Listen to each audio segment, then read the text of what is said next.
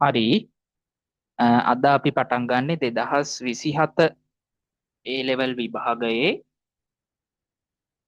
General English paper එක සඳහා සූදානම් කරන පන්තියට. එතකොට පේපර් එකේදී අපෙන් බලන්නේ රයිටිං ස්කිල් එක.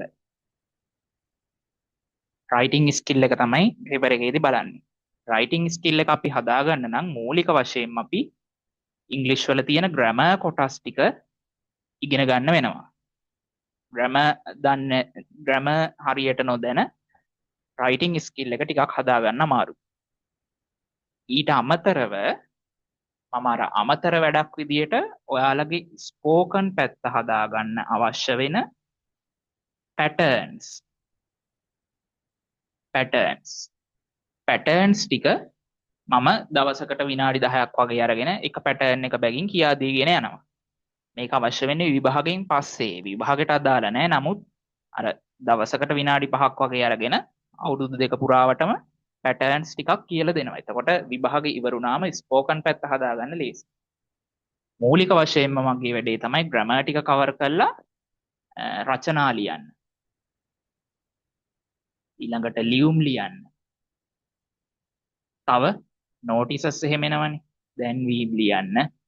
ඊළඟට බාර් chart, pie chart ඔය වගේ රයිටින්ග්ස් පැත්තේ දේවල් හදන එක සහ පේපර් එකේ තියෙන ඉතුරු ප්‍රශ්න වලට මුහුණ දෙන්නේ කොහොමද කියන එක පිළිබඳව ළමයව සූදානම් කරන එක තමයි මගේ මූලිකම වැඩේ.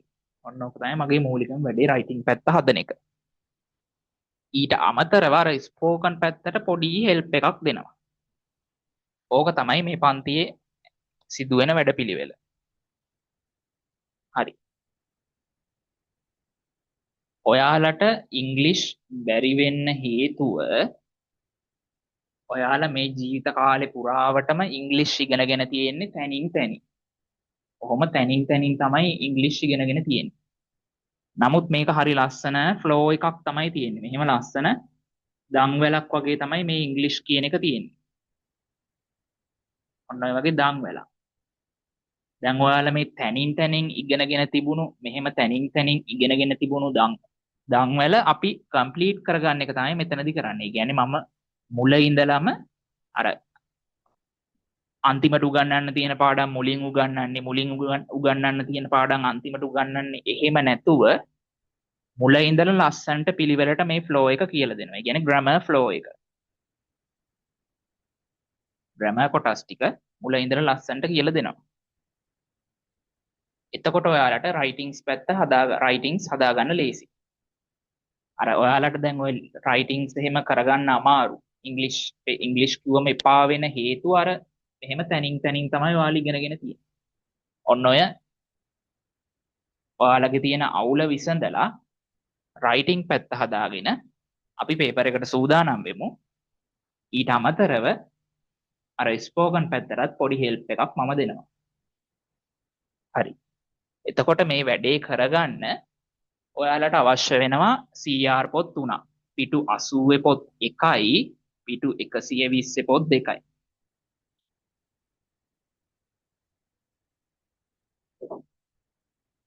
පළවෙනි පිටු 80 පොත ඕන වෙන්නේ ග්‍රැමර් ලියන්න. අපි ඉගෙන ගන්න ග්‍රැමර් කොටස් වල සටහන් ලියන්න.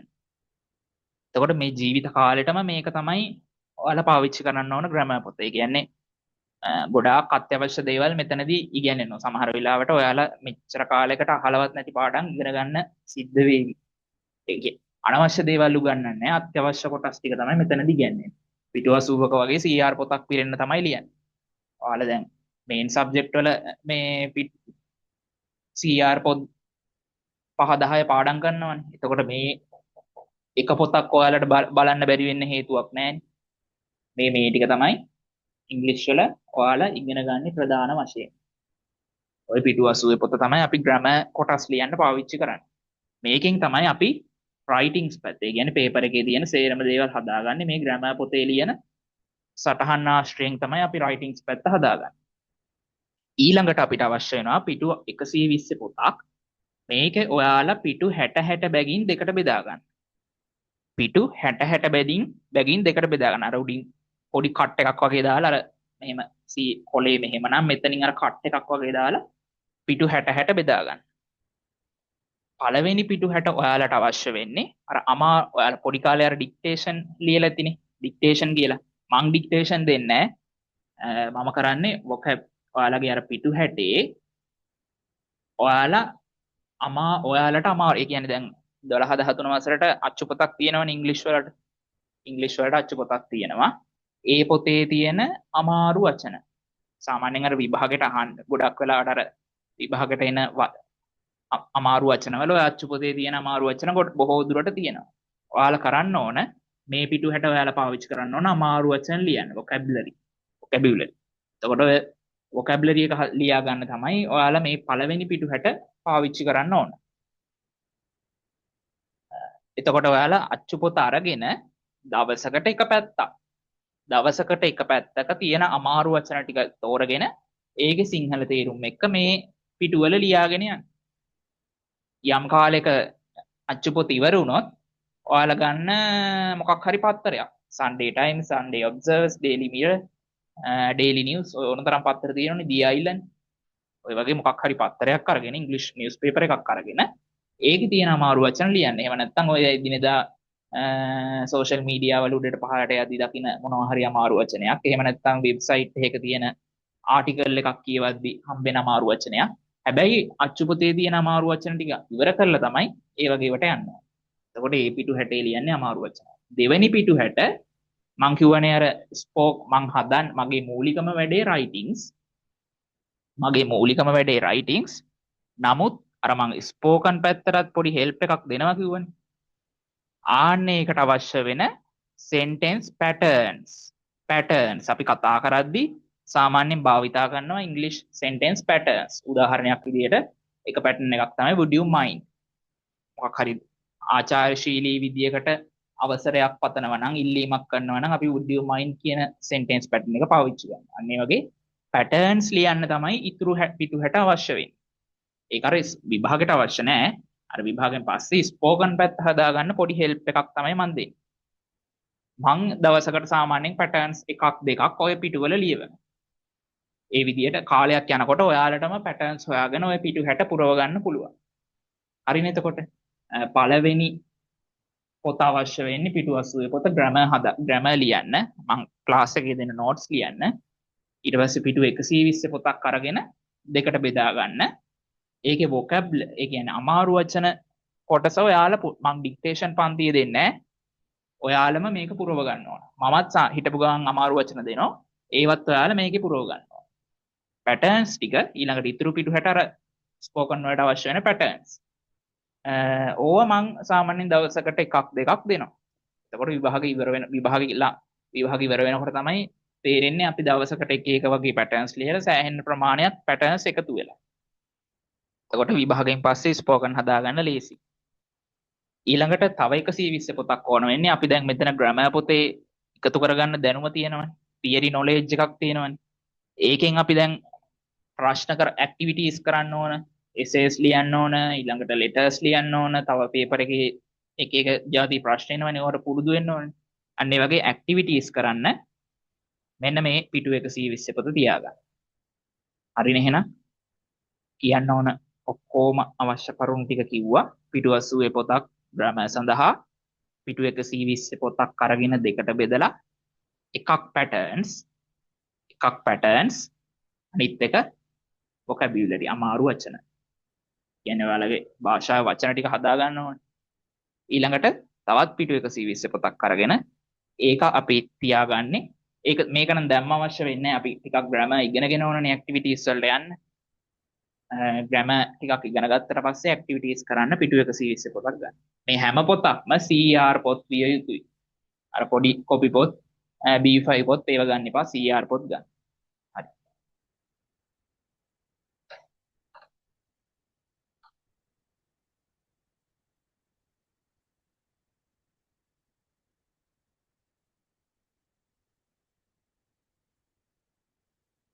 එතකොට අද ඉඳලා අපි ඔයාලා දැන් මේ ජීවිත කාලෙදී දැන් ඉංග්‍රීසි දන්න කෙනෙකුට නම් ප්‍රශ්නයක් නැහැ. නොදන්න කෙනෙක් නම් සාමාන්‍යයෙන් ඉංග්‍රීසි අර මෙහෙම තනින් තන ඉගෙනගෙන තියෙන.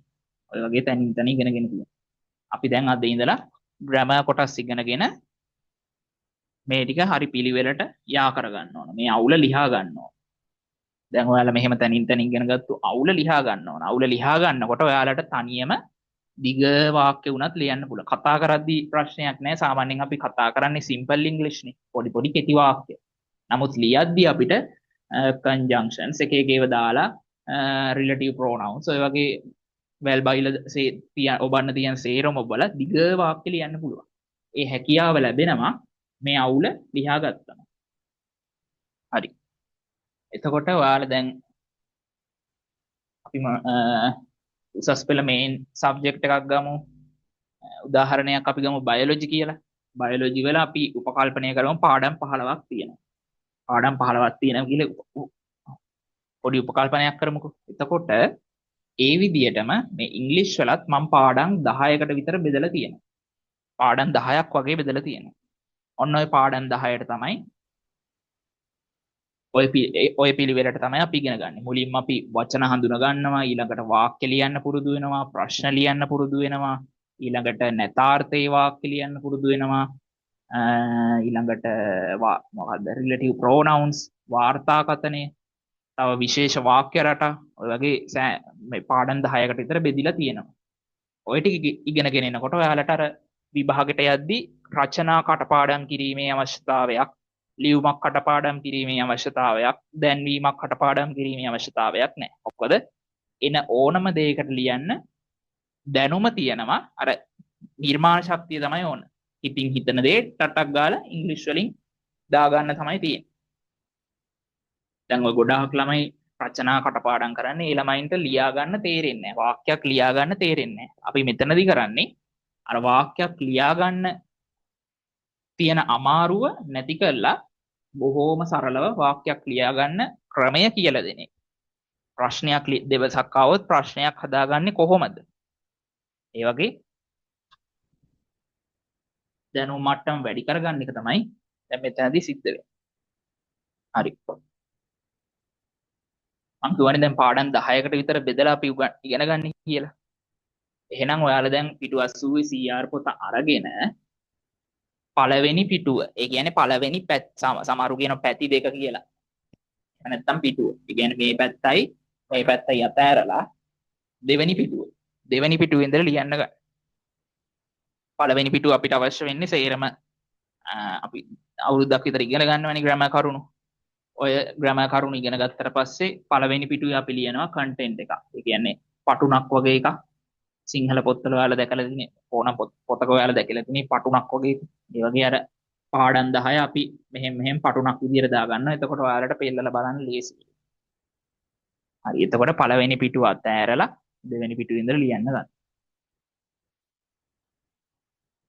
ඊළඟට දැන් මේ පළවෙනි දවස ලයිව් ක්ලාස් එකක් නෙවෙයිනේ.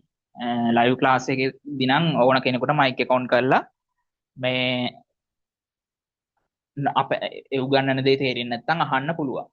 දැන් මේක පළවෙනි දවස් රෙකෝඩඩ් වීඩියෝ එකක් නේ දෙන්නේ. ඒක නිසා මේ උගන්නන දේවල් වල මොකක් හරි අපහැදිලිතාවයක් තිබුණොත් මෙන්න මේ අංකයට WhatsApp පණිවිඩයක් දාන්න. මට මෙන්න මේ තැන තේරෙන්නේ නැහැ කියලා. අර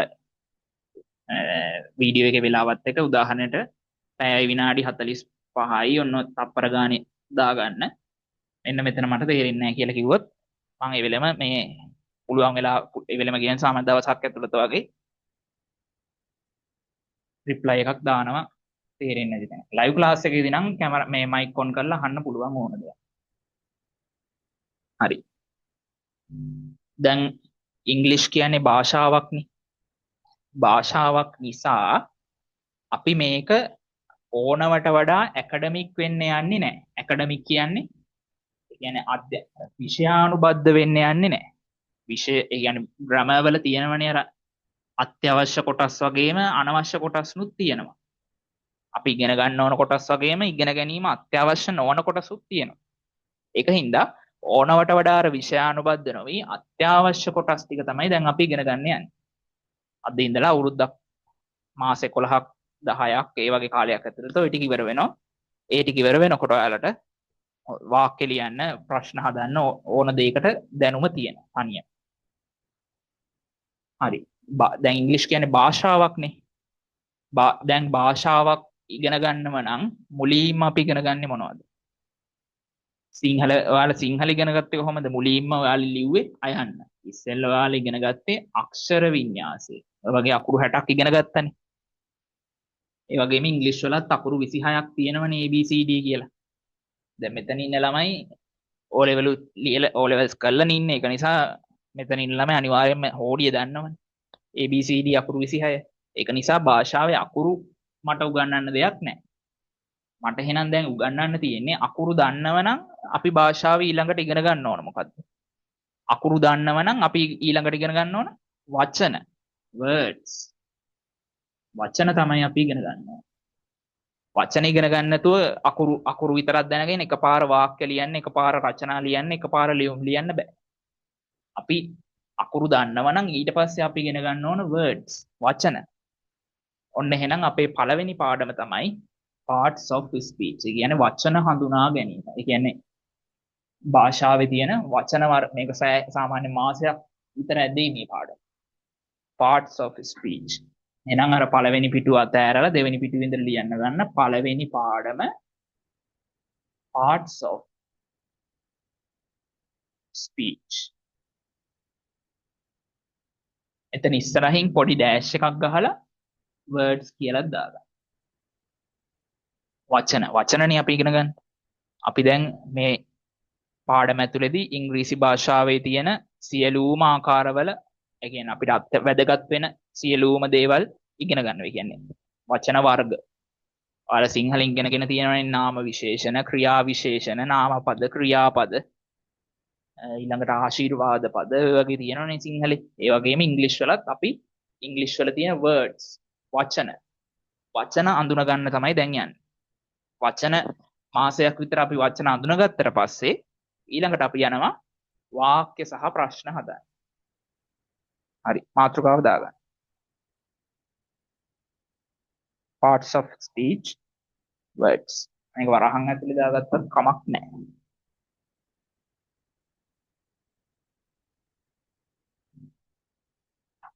හරි. මේ යටතේ අපි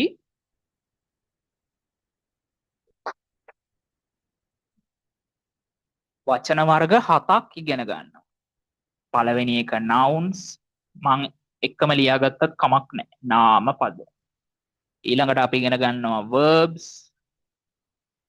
ක්‍රියාපද. ඊළඟට අපි ඉගෙන ගන්නවා adjectives, නාම විශේෂණ.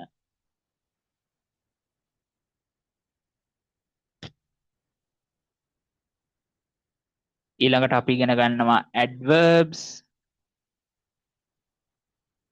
ක්‍රියා විශේෂණ.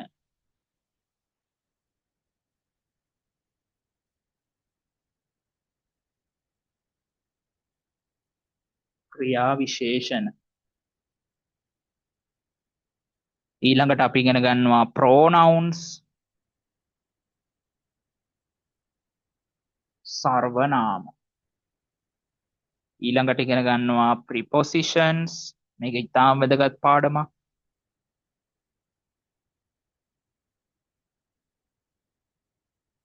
නිපාත පද. ඊළඟට ඉගෙන ගන්නවා interjections කියලා බොහොම පොඩි පාඩමක්. interjections. මේකේ තේරුම ඉගෙන ගන්න වෙලාවට මම කියන්නම්. ඕන උදාහරණ ලියා ගන්න. අර ඕ වාව් වගේ අර feelings අපි express කරන වචන තියෙනවා. අන්න ඒ වගේ වචන තමයි interjections කියන්නේ. මෙතන සාමාන්‍ය ඉංග්‍රීසි භාෂාවේ 9ක් තියෙනවා. මේ වගේ 9ක් තියෙනවා. අපිට මම මෙතනින් අර තෝරලා බේරලා 7 අපිට අත්‍යවශ්‍ය වෙන 7 තමයි මේ අරන් තියෙන්නේ. ඊළඟට මෙතනම අපි ඉගෙන ගන්නවා conjunctions කියලා එකක්.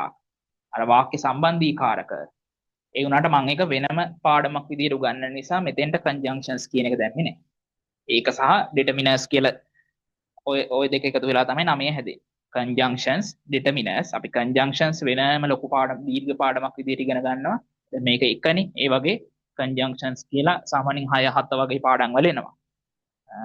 අනිත් එක determiners. ඒක එච්චර වැදගත් නැහැ.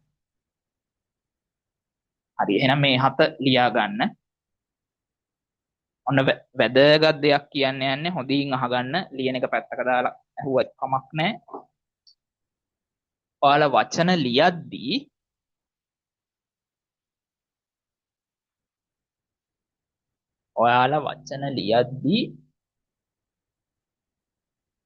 මේ අකුරු වල ස්පෙලිංස් කටපාඩම් කරන්න යන්න එපා. දැන් උදාහරණයක් prepositions කියන වචනය ගන්නකො.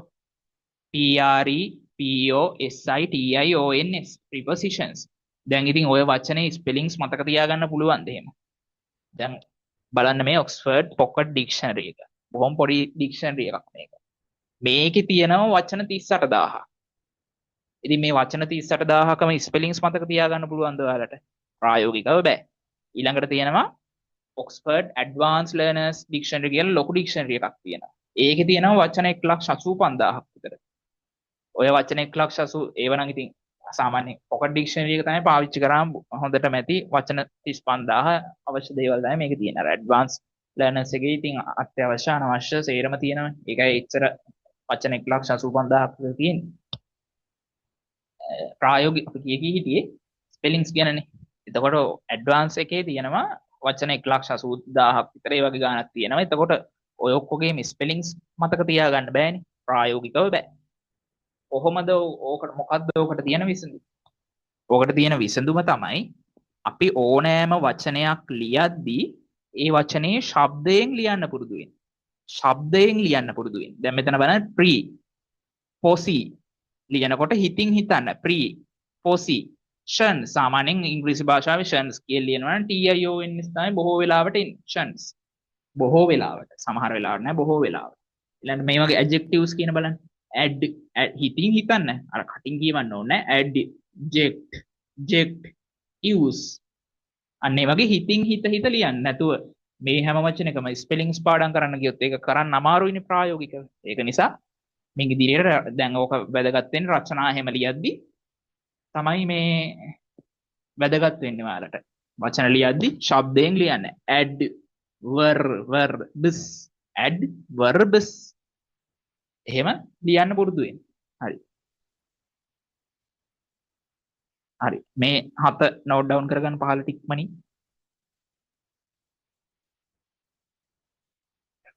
මේක රෙකෝඩඩ් වීඩියෝ එකක් නිසා පෝස්ට් කරලා ලියා ගන්න මම ඉක්මනින් කරගෙන යනවා. ලයිව් ක්ලාස් එකේදී නම් එහෙම ඉක්මනින් කරන්නේ නැහැ ලියනකම් ඉන්නවා කට්ටිය. එහෙමනම් මෙතනින් මේ 7 නෝට් ඩවුන් කරගන්න ඉතින් දැන් මෙතනින් පළවෙනි එක අද දවසේ අපි කතා කරලා ඉවර කරනවා. nouns නාමපද කියන එක අද දවසේ සම්පූර්ණයෙන්ම කතා කරලා ඉවර කරනවා. හරි. එහෙමනම් මාතෘකාව ගන්න යටින් nouns නාමපද.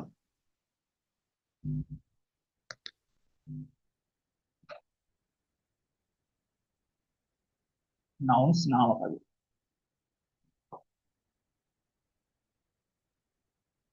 ඒ යටතේ මේ මං කියන දේ ලියා ගන්න. නමකින් හඳුන්වන ඕනෑම දෙයක් නමකින් හඳුන්වන ඕනෑම දෙයක් නමකින් හඳුන්වන ඕනෑම දෙයක් නාමපදයක් වේ. නාමපදයක් වේ. එනම් පුද්ගලයෙක් වරහන් ඇතුලේ a person බෝඩ් එකේ තියෙනවා. වරහන් ඇතුලේ a person කමාවක් සත්වයෙක් වරහන් ඇතුලේ an animal කමාවක් ස්ථානයක් වරහන් ඇතුලේ a place හෝ දෙයක් වරහන් ඇතුලේ a thing දෙයක්. එනම් පුද්ගලයෙක් සත්වයෙක් ස්ථානයක් හෝ දෙයක් නාමපදයක් ලෙස සැලකිය හැක.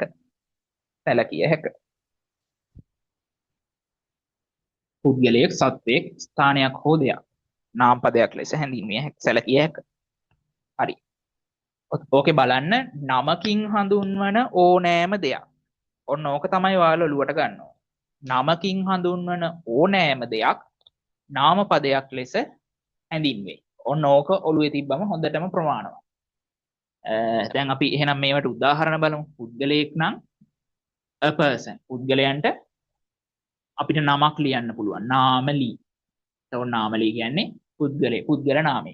ඊට අමතරව දැන් තනතුරක් දැන් ප්‍රෙසිඩන්ට් ජනාධිපති. එයා පුද්ගල නාමයක්.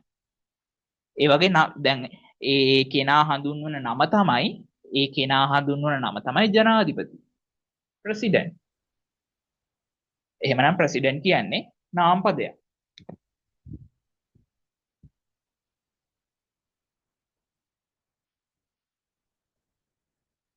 ඊළඟට an animal සත්තුන්ට මොනවා හරි නම් ටිකක් ලියා ගන්න. cow, dog,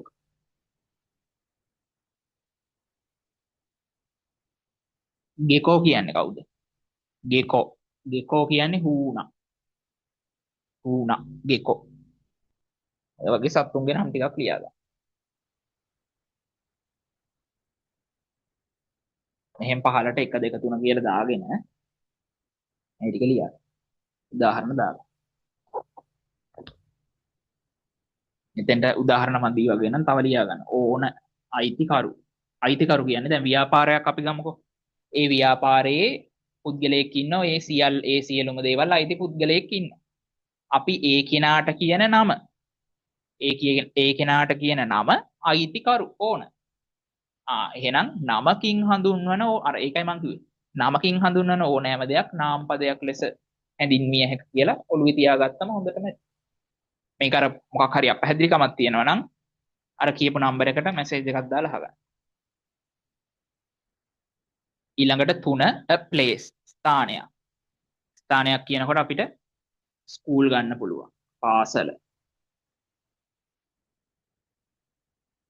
ඒ වගේම ඔය රටක් නගරයක් ඒ වගේ දේවල් ඕන දෙයක් ගන්න පුළුවන්. කොලම්බෝ, නෙගම්බෝ, චිලව්, ජැෆ්නා ඔය වගේ මොනවා හරි කැන්ඩි ඔය වගේ මොනවා හරි ටවුන් වල නම් ලියන්න පුළුවන්. ඒ වගේම වෙන ස්ථාන. දැන් ටවුන් එකක නමක් ලියනවා නම් අනිවාර්යයෙන්ම කැපිටල් වෙන්න ඕන. මොකක් හරි අපි නමක් ඒ කියන්නේ විශේෂ නමක් ලියනවා නම් පුද්ගලයෙක්ගේ නමක් නාමලී. ඒ වගේම ටවුන් එකක රටක නමක් ශ්‍රී ලංකාව වගේ නමක් ලියනවා නම් අනිවාර්යයෙන්ම මුලකුරු කැපිටල් විය යුතුයි. මේ පුද්ගලයෙක්ගේ නමක් එහෙම නැත්නම් ස්ථාන කියන්නේ මේ ස්කූල් වගේ ප්ලේස් නෙමෙයි. මේ වගේ අර නමක් තියෙන ස්ථාන කොළඹ, ගාල්ල, මාතර, යාපනය, ශ්‍රී ලංකාව, නවසීලන්තය වගේ ඒවට මුලකුරු කැපිටල් දාන්න. මේවයි අත්‍යවශ්‍ය නැහැ. ස්කූල් කියන එක සිම්පල් වුණාට කමක් නැහැ. එතකොට අපි පුද්ගල නාම, සත්ව නාම, ස්ථාන නාම අනිත් එක දෙයක්. ඕනෑම දෙයක්. ඔන්න ඕක තමයි ටිකක් ගැඹුරට ඉගෙන ගන්න තියෙන්නේ. දේවල් කියනකොට අපිට මේක මොකද්ද මේ පෑනක්. මේක දෙයක්. හරි. අපිට මේක උදාහරණයක් විදිහට පෙන් ලියන්න පුළුවන්. ඊළඟට අපිට වාහන ලියන්න පුළුවන්. බස් එක අපිට අනිත් ඒවාට දාන්න බෑනේ. පුද්ගලයෙකුට දාන්නත් බෑ, සතෙකුට දාන්නත් බෑ, ස්ථානයකට දාන්නත් බෑ. එහෙනම් මේක දෙයකට තමයි දාන්න බස්. ඔය වගේ වාහන. ඊට අමතරව විශේෂම දේ. ඔන්න බලන්න. දැන් මේක අර්ථ දැක්වීමත් එක්ක තමයි ගන්න ඕන.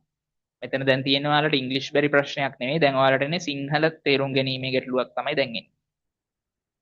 අධ්‍යාපනය education. ඊළඟට සංවර්ධනය development. friendship මිත්‍රත්වය friendship. දැන් බලන්න මෙන්න මේ වගේ දේවල් මම කියනවා මේවා nouns කියලා. මේ සියලුම දේවල් නාම පද කියලා මම කියනවා. දැන් ඔන්න කෙනෙකුට ගැටලුවක් එන්න පුළුවන් මේවා නාම පදද කියන ගැටලුව එන්න පුළුවන්. මේවා නාම පද. මොකද්ද නාම පද වල අර්ථ දැක්වීම? නමකින් හඳුන්වන ඕනෑම දෙයක් නාම පදයක් වේ. ඔන්න දැන් ළමයෙක් ඉස්කෝලේ ගිහිල්ලා ඉගෙන ගන්නවා. ඒ ළමයා කරන කාර්යය හඳුන්වන නම. ඒ ළමයා කරන වැඩේ හඳුන්වන නම. නාම පදේ අධ්‍යාපනය. අධ්‍යාපනය කියන්නේ නාම පදයක්. education. ඔන්න දැන් රටක රජයක් කොහොම කැප වෙලා ඒ රට සංවර්ධනය කරනවා. සංවර්ධනය කරනවා. දැන් එතකොට මේ රජය කරන මේ ක්‍රියාවලිය ඒක අපි උපකල්පනයක් ගමු මේ රජයෙන් තමයි රට සංවර්ධනය කරන්නේ. උපකල්පනයක් ගමු. ඔන්නේ රජය කරන ක්‍රියාවලිය. ඒ වැඩේ හඳුන්වන නම. ඒ වැඩේට නමක් තියෙන්නේ බෑ. ඩෙවලොප්මන්ට් සංවර්ධනය නාම පදයක්. ඔන්න මමයි තව කෙනෙකුයි අතර යම්කිසි මිත්‍රත්වයක් තියෙනවා. මිත්‍රත්වයක් තියෙනවා. ඉතින් අපි දෙන්න අතර තියෙන මේ බොන්ඩ් එක බැඳීම ඒක හඳුන්වන්න නමක් තියෙන්න බෑ. ඒක හඳුන්වන නම ෆ්‍රෙන්ඩ්ෂිප් මිත්‍රත්වය.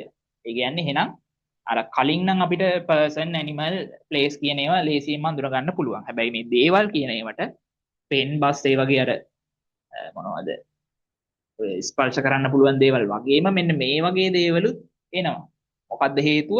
නමකින් හඳුන්වන ඕනෑම දෙයක් නාම පදයක් වීම තමයි හේතුව. හරි. එතකොට මේවට උදාහරණ දාගන්න පෙන් බස් এডুকেෂන් ඩෙවලොප්මන්ට් ෆ්‍රෙන්ඩ්ෂිප් ඔය වගේ ඕන දෙයක් දාගන්න.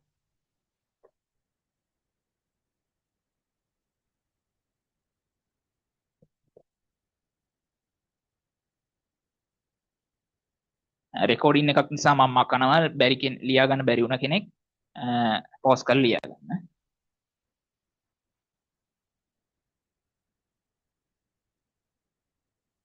හරි. ඊළඟට පොඩි මාතෘකාවක් දාගන්න noun suffixes කිය. noun suffixes.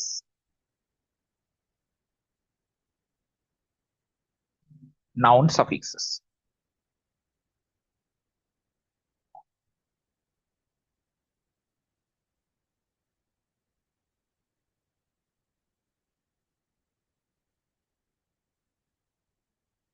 අපි suffixes කියන පාඩම ඉදිරියේදී ඉගෙන ගන්නවා. නමුත් අපිට අර මෙතෙන්ට පොඩි අවශ්‍යතාවයක් තියෙනවා මේක ඉගෙන ගැනීම. ඒකින්ද කෙටියෙන් මම පැහැදිලි කරන්නම්. එතකොට මේ මාතෘකාව යටතේ ලියා ගන්න ඇතැම් නාමපද ඇතැම් වචන ඇතැම් වචන ඇතැම් වචන ඇතැම් වචන නාමපද බව හඳුනා ගැනීමට නාමපද බව හඳුනා ගැනීමට ඇතැම් වචන නාමපද බව හඳුනා ගැනීමට noun suffixes උපයෝගී කරගත හැක. උපයෝගී කරගත හැක. ඇතැම් වචන නාමපද බව හඳුනා ගැනීමට noun suffixes උපයෝගී කරගත හැක. මම මෙතනදී පොඩි පැහැදිලි කිරීමක් කරන්නම් suffixes ගැන අපි ඉදිරියේදී ඉගෙන ගන්නවා.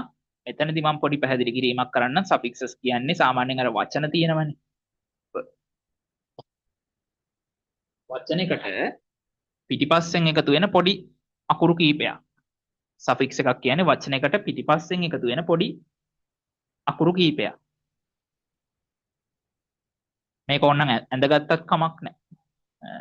word plus මෙතන ලියා ගන්න ඕන නම් suffix තේරෙන්නේ නැති කෙනෙකුට දන්න කෙනෙකුට නම් ප්‍රශ්නයක් නැහැ. අපි කොහොමත් ඉදිරියේදී ඉගෙන ගන්නවා. අර මෙතෙන්ට අවශ්‍ය නිසා එහෙම කරගත්තත් කමක් නැහැ.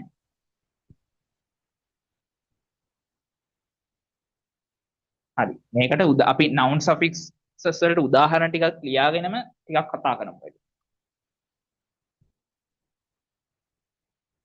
ඔයාලට අපි උදාහරණ කියන එක ඉංග්‍රීසි වලින් ලියන examples කියලානේ. ඕක අපිට කෙටියෙන් ලියන්න පුළුවන් x කියලා මෙහෙම ඩොට් එකක් දාන්න පුළුවන්. එහෙම නැත්නම් ලතින් විදියට e.g කියලා ලියන්නත් පුළුවන්. මෙහෙම ලිව්වොත් වැරදි. e.g ඔය ඕන ක්‍රමයක් අපිට ඉංග්‍රීසි වලදී භාවිතා කරන්න පුළුවන්.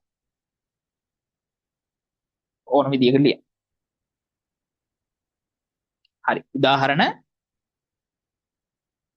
මං බෝඩ් එකේ ලියන්නම් ඔයාලා ඒ ටික ලියා ගන්න.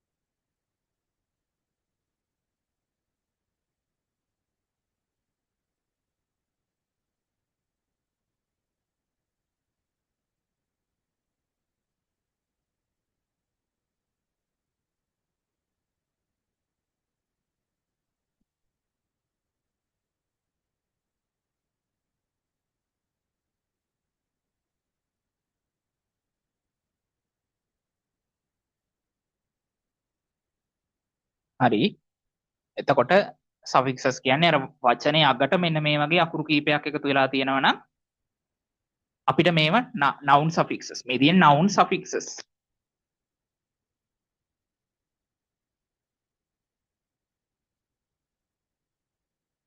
මේවා තමයි noun suffixes සඳහා උදාහරණ.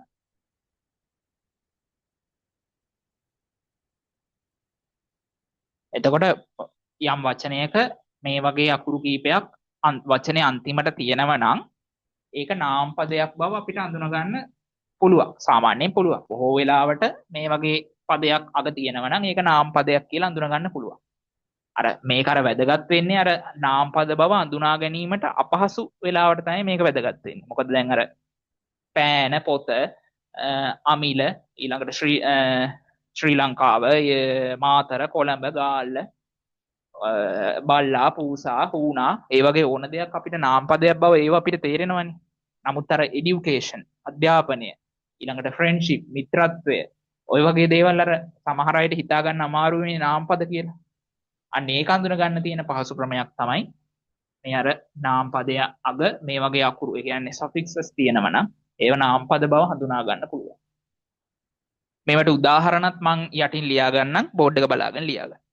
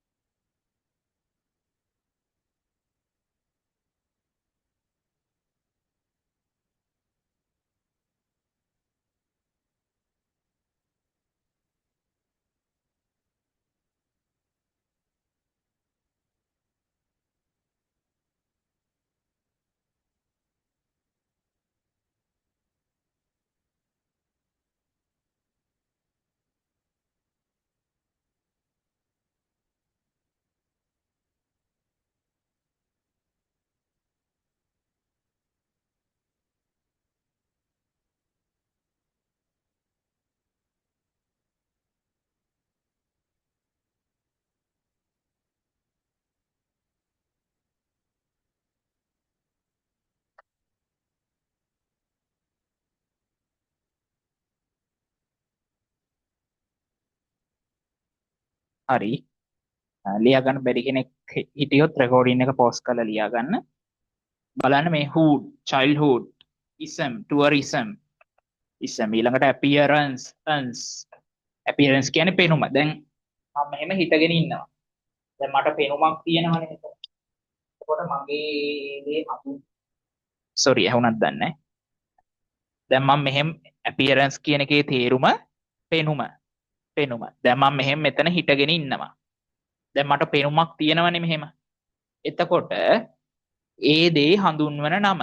මගේ දේ දැන් මගේ පෙනුම කියන දේ හඳුන්වන නම. අපි ඒකට කියන නම තමයි පෙනුම.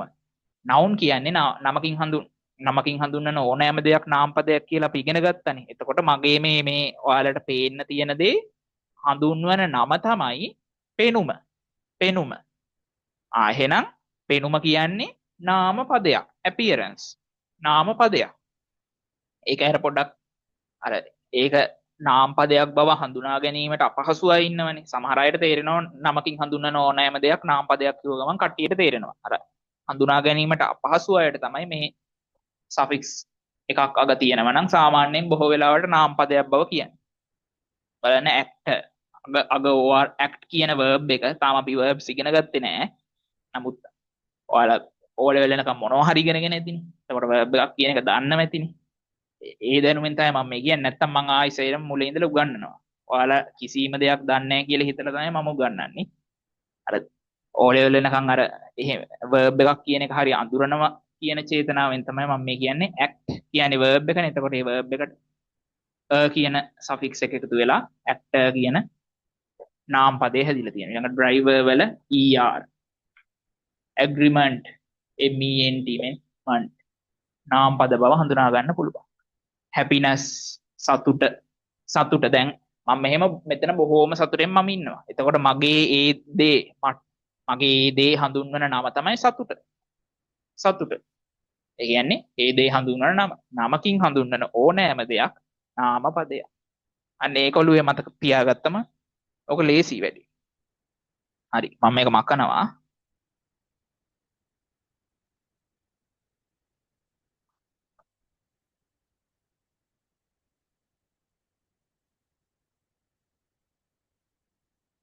ඊළඟට ඔයාලා යටින් ලියා ගන්න මීට අමතරව මීට අමතරව මීට අමතරව පහත නාමපද ආකාර පහත නාමපද ආකාර පහත නාමපද ආකාර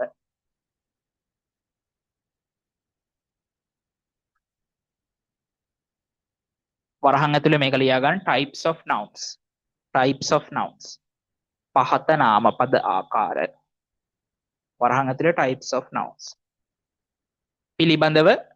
පිළිබඳව අවබෝධය තිබිය යුතුය අවබෝධය තිබිය යුතුය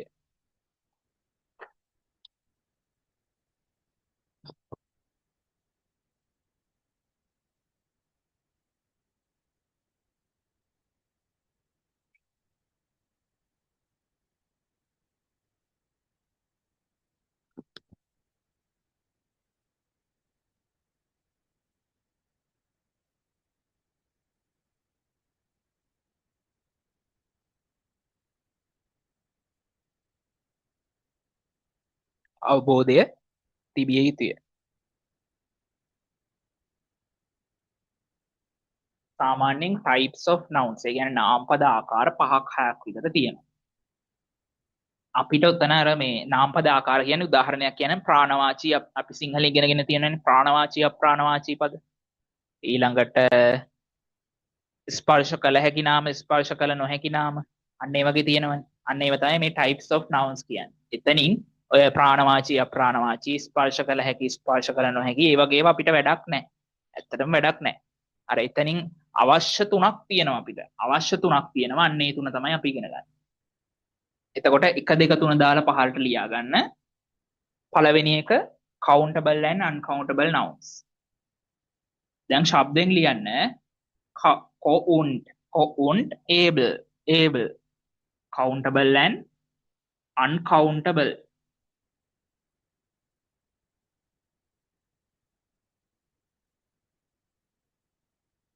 countable and uncountable nouns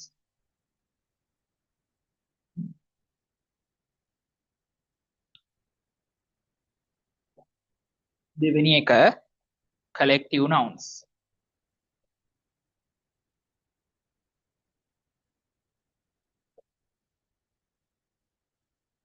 තුන්වෙනි එක compound nouns මේ තුන විතරයි ඔයාලට බෝඩ් එකේ තියෙනවා බලාගෙන ලියා ගන්න ශබ්දෙන් ලියන්න පුරුදු වෙන්න අර අකුර බල C අකුර ලියලා I O අකුර ලියලා එහෙම අකුර බලන්නේ නැතුව ශබ්දෙන් ලියන්න පුරුදු වෙන්න එතකොට මේ තුන තමයි ඔයාලට වැදගත් වෙන්නේ ඊට අර තව ස්පර්ශ කළ හැකි ස්පර්ශ කළ නොහැකි කියලා ඒවට කියනවා concrete and abstract ඒක වැඩක් නැහැ ඉතින් මේ අවශ්‍ය තුන තමයි මේ දීලා තියෙන්නේ හරි එතනින් පළවෙනි මාතෘකාව යටින් ගන්න countable and uncountable nouns countable and uncountable nouns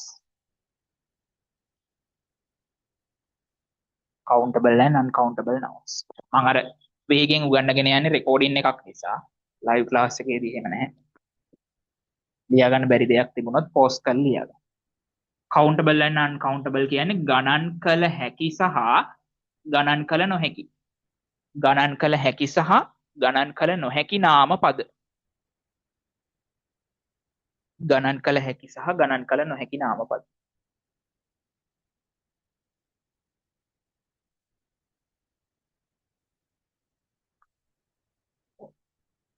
එතකොට countable කියලා මෙහෙම දාගන්න මේ පැත්තෙන් ඊළඟට uncountable කියලා මේ පැත්තෙන් දාගන්න ගණන් කළ හැකි දේවල් pen book boy දැන් පිරිමි පාසලක ඉන්නවා පිරිමි ළමයි 5000ක් පිරිමි ළමයි 1යි 2යි 3යි කියලා ගණන් කරන්න පුළුවන්. එහෙනම් ඒවා countable nouns. uncountable nouns තමයි අපිට වැදගත් වෙන්නේ දැන්. countable nouns නම් ඔයාලා දන්නවා ගණන් කළ හැකි. uncountable nouns. අර උදාහරණ තුන පෝස් කරලා ලියා ගන්න. තව ඉතින් ඕන තරම් උදාහරණ. vehicles වාහන ගණන් කරන්න පුළුවන්. මේක ශබ්ද කරන්නේ vehicle vehicle කියලා අපි ලිව්වට ශබ්ද කරන්නේ vehicles ශබ්දය වෙනස් අකුරු vehicle වුණාට අපි ශබ්ද කරන්නේ vehicles. වාහන ගණන් කරන්න පුළුවන්. ඒ වගේ ගණන් කරන්න පුළුවන් ඕනම දෙයක්. මොබයිල් ෆෝන්ස් වේවා, පුටු වේවා, මේස වේවා, ගෙවල් වේවා, ඔය ඕනම දෙයක් ගණන් කරන්න පුළුවන්. ඊළඟට ගණන් කළ නොහැකි uncountable. මොනවද ගණන් කරන්න බැරි? sugar සීනි ගණන් කරන්න බෑ. bread පාන් ගණන් කරන්න බෑ. ඊළඟට milk කිරි ගණන් කරන්න බෑ. water වතුර ගණන් කරන්න බෑ. gold පත්‍රම් ගණන් කරන්න බෑ. wood ලී ගණන් කරන්න බෑ. ඔය වගේ උදාහරණ ටිකක් ලියා ගන්න. sugar, bread, milk, water, gold, wood, rain වැස්ස ගණන් කරන්න බෑ. හරි. ලියා ගන්න ඇති කියලා හිතනවා.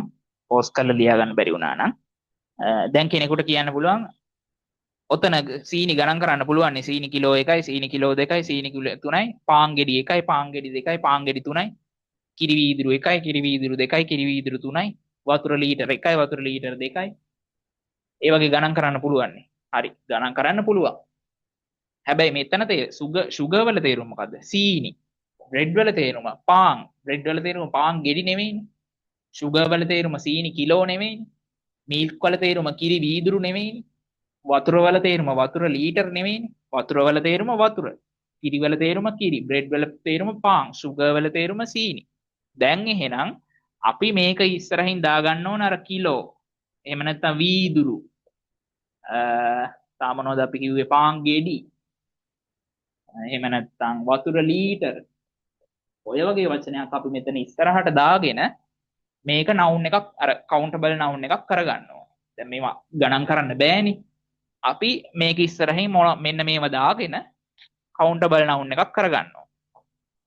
හරි. ඕක එතකොට රටාව තමයි අපි ඉස්සරහින් මේ වගේ ඒවාට අපි කියනවා unit nouns කියලා. unit nouns. එතකොට මේකේ රටාව unit noun එකක් දානවා. පස්සෙන් of කියන පදේ දානවා. ඊට පස්සේ මෙන්න මේ uncountable noun එක මෙතෙන්ට එනවා. uncountable noun. තේරුණාද? මෙන්න මේ unit noun එක ඉස්සරහින් දානවා. of කියන පදේ දානවා. මේ තියෙන uncountable noun එක ඉස්සරහට මේ පස්සෙන් දානවා. ඔන්න එතකොට ඒවා countable nouns වෙනවා. හරි. දැන් කෙනෙකුට හිතෙන්න පුළුවන් දැන් මේක ඉගෙන ගන්න මොකද කියලා මෙතන. මේක අපිට අවශ්‍ය වෙන්නේ වාක්‍ය ලියද්දි. දැන් අපි වාක්‍යයක් ලියනවා දෙබසක් ලියනවා මුදලාලි පාරිභෝගික කස්ටමර් කෙනෙකුයි අතර. කස්ටමර් කියනවා මුදලාලි මට සීනි කිලෝ 5ක් දෙන්න. එතකොට ළමයට ලියා ගන්න පුළුවන් වෙන්න ඕනේ සීනි කිලෝ 5ක් කියන එක කොහොමද ලියන්නේ කියලා. ඒකට තමයි අපි මේ ඉගෙන ගන්න. ඒකයි මම කිව්වේ වචන ලියන්න. දෙබස් වාක්‍ය රචනා ඒ අර රටපට ලියන්න කලින් අපි වචන අඳුනගෙන ඉන්නවා. ඒක තමයි අපි මේ කරන්නේ. එතකොට ඔයාලා දැන් පාඩම් කරන එක ගැන ගැටලුවක් ඇතිනේ. ඉංග්‍රීසි කියන්නේ භාෂාව. මේක අර කකුල් දෙක බේසමේ දාගෙන පාඩම් කරන්න යන්න එපා. දැන් අද අපි ඉගෙන ගත්තුවයින් ඔයාලට පේපර් එකේ ඉන්නේ නාම පදයක් යනු කුමක්ද හඳුන්වන්න. එහෙම නැහැනේ. ඔයාලා අර මේක නිතරම පොත පෙළ බලන්න ඕන මේක භාවිතා වෙන්නේ කොහොමද කියන එක තමයි ඔයාලා ඉගෙන ගන්න. දැන් මෙතන ඔයාලා මේව නෙමෙයි ඔයාලා පාඩම් කරන්න ඕන. යුනිට් නවුන් එකකට ඔෆ් එකතු කරලා ඒකට අන්කවුන්ටබල් නවුන් එකක් එකතු කරලා මෙන්න මෙහෙම හදන එක නෙමෙයි ඔයාලා පාඩම් කරන්න ඕන. ඔයාලා ඉගෙන ගන්න ඕන සීනි කිලෝ එකක් කියන එක ලියන්නේ කොහොමද? අන්න ඒක තමයි ඔයාලගේ ඔළුවට යන්න ඕන. නැතුව මේව පාඩම් කරන්න එපා. හරිද? තේරුණාද ඒක? මේව අපි දෙන්නේ අර මෙහෙම තමයි මේක හැදෙන්නේ කියලා තමයි මේ කියලා දෙන්නේ. නමුත් මේ ක්‍රම පාඩම් කරන්න යන්න එපා. ඔයාලට අවශ්‍ය වෙන ගොඩාක් මේක බලන්න ඕන උදාහරණ තමයි. නිතරම දැන් පිටු 80ක පොතක් වගේ බිරින්නනේ ලියන්නේ අපි. ඔය පිටුවසුව නිතර පෙළ බලනකොට ඔයාලට මොක කාලයක් යනකොට පුළුවන් වෙනවා. එතකොට ඔයාලා මේ යුනිට් නවුන් එකකට ඔෆ් දාලා අන්කවුන්ට් ඔය මේ සූත්‍රේ පාඩම් කරන්න යන්න එපා. සූත්‍ර පාඩම් කිරිල්ලක් නෙමෙයි මෙතන තියෙන්නේ. මේක භාෂාවක්. ඒක නිසා මේකේ භාවිතය ප්‍රායෝගික භාවිතය ඔයාලගේ ඔළුවට ගන්නවා. ඒක මං නිතරම කියන දෙයක්. මේව කටපාඩම් කරන්න එපා. මේ ප්‍රායෝගික භාවිතය ඔළුවට ගන්න.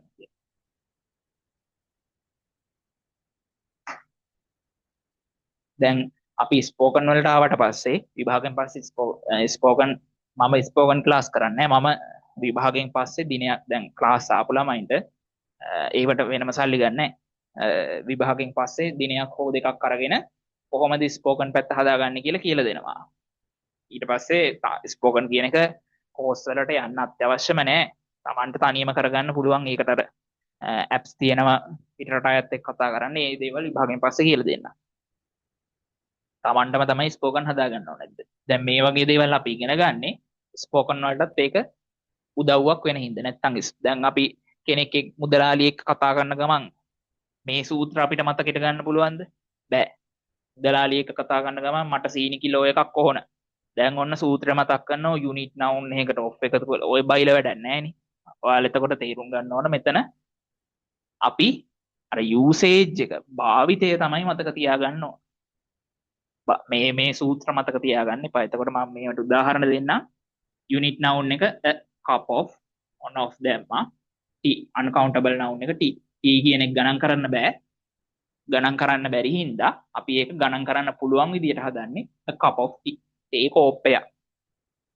උදාහරණ මාත් එක්කම ලියා ගන්න. සිංහල තේරුමත් යටින් ලියා ගන්න. තේ කෝප්පය. තේ කෝප්පය. මම හරියට පේන ලිව්වේ නෑ. ලියා ගන්න ඒවා. තේ කෝප්පය. sorry. හොම ඉන්න. ඔයාලා countable nouns කියලා උදාහරණ ලිව්වනේ. ඊළඟට uncountable nouns කියලා අර sugar milk ඒ උදාහරණත් ලිව්වනේ. ඊළඟට මෙන්න මෙහෙම මේක ලියන්න එපා. ඊළඟට මෙහෙම වගන්තියක් ලියන්න. නමුත්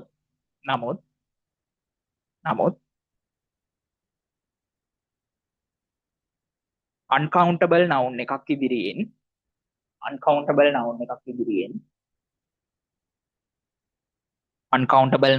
ඉදිරියෙන් unit noun එකක් යොදා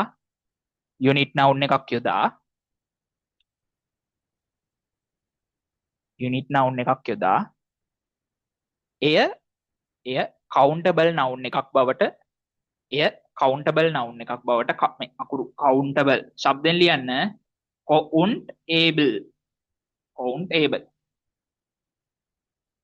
countable noun එකක් බවට පත් කළ හැක.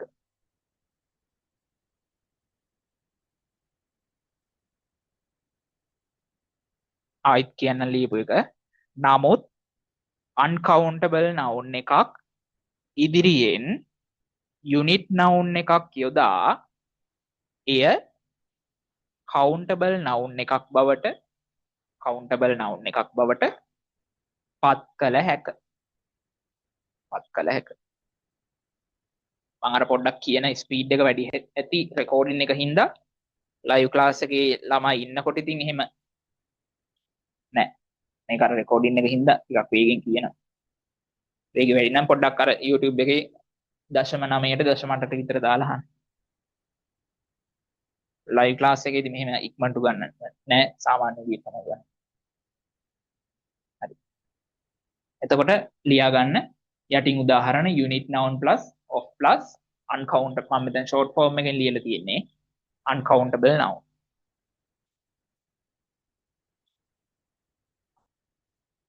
පළවෙනි උදාහරණය a cup of tea. තේ කෝප්පය. පළවෙනි උදාහරණය a cup of tea. තේ කෝප්පය. ඊළඟට පාන් ගෙඩියක් කියලා කියන්නේ කොහොමද? a loaf of bread.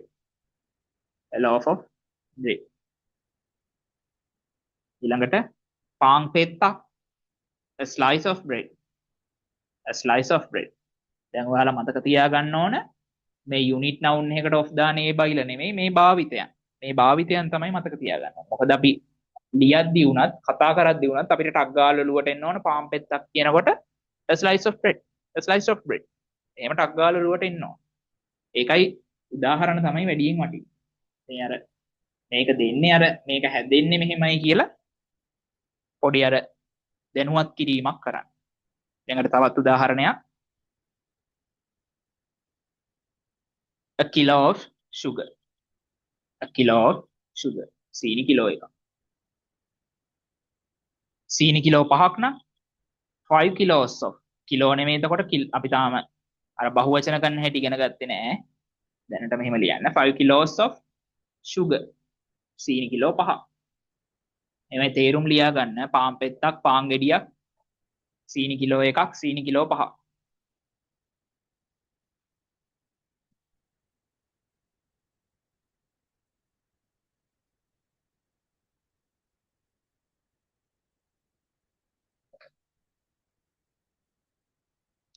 තවත් උදාහරණයක්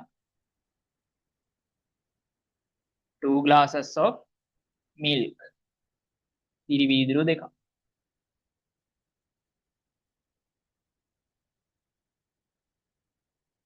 තවත් ඕන උදාහරණයක් ලියා ගන්න පුළුවන් 5 liters of water. වතුර ලීටර් 5ක්. අර භාවිතය තමයි ඔයාලගේ ඔළුවට එන්නේ. හරි. රෙකෝඩින් එක හින්දා මම මක්කනවා ලියා ගන්න බැරි කෙනෙක් පෝස්ට් කරලා ලියා ගන්න.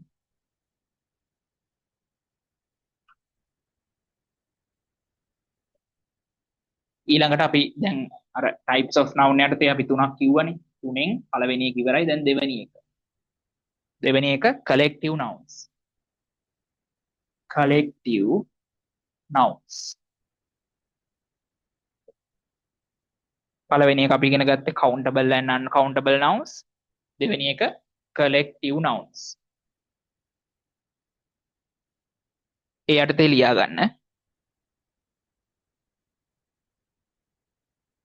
මිනිසුන් වරහන් ඇතුලේ people. මිනිසුන් වරහන් ඇතුලේ people.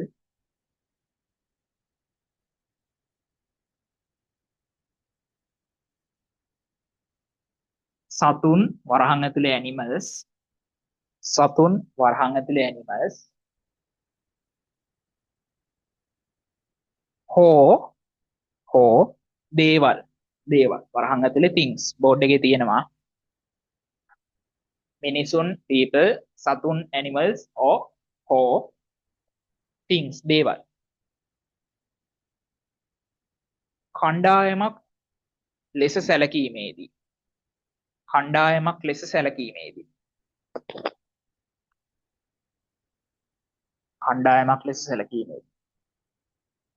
collective nouns භාවිතා කරයි.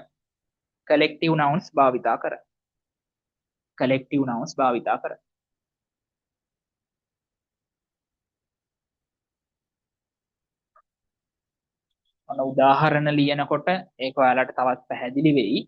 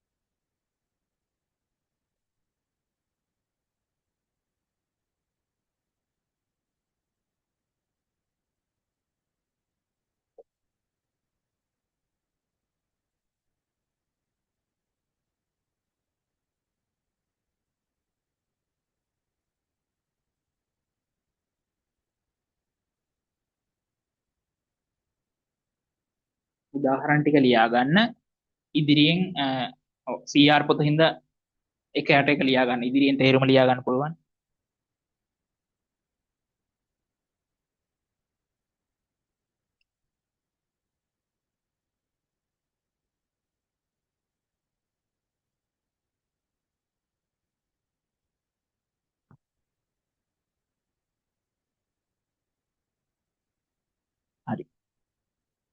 රෙකෝඩඩ් වීඩියෝ එකක් හින්දා පෝස්ට් කරලා උදාහරණ ටික ලියා ගන්න.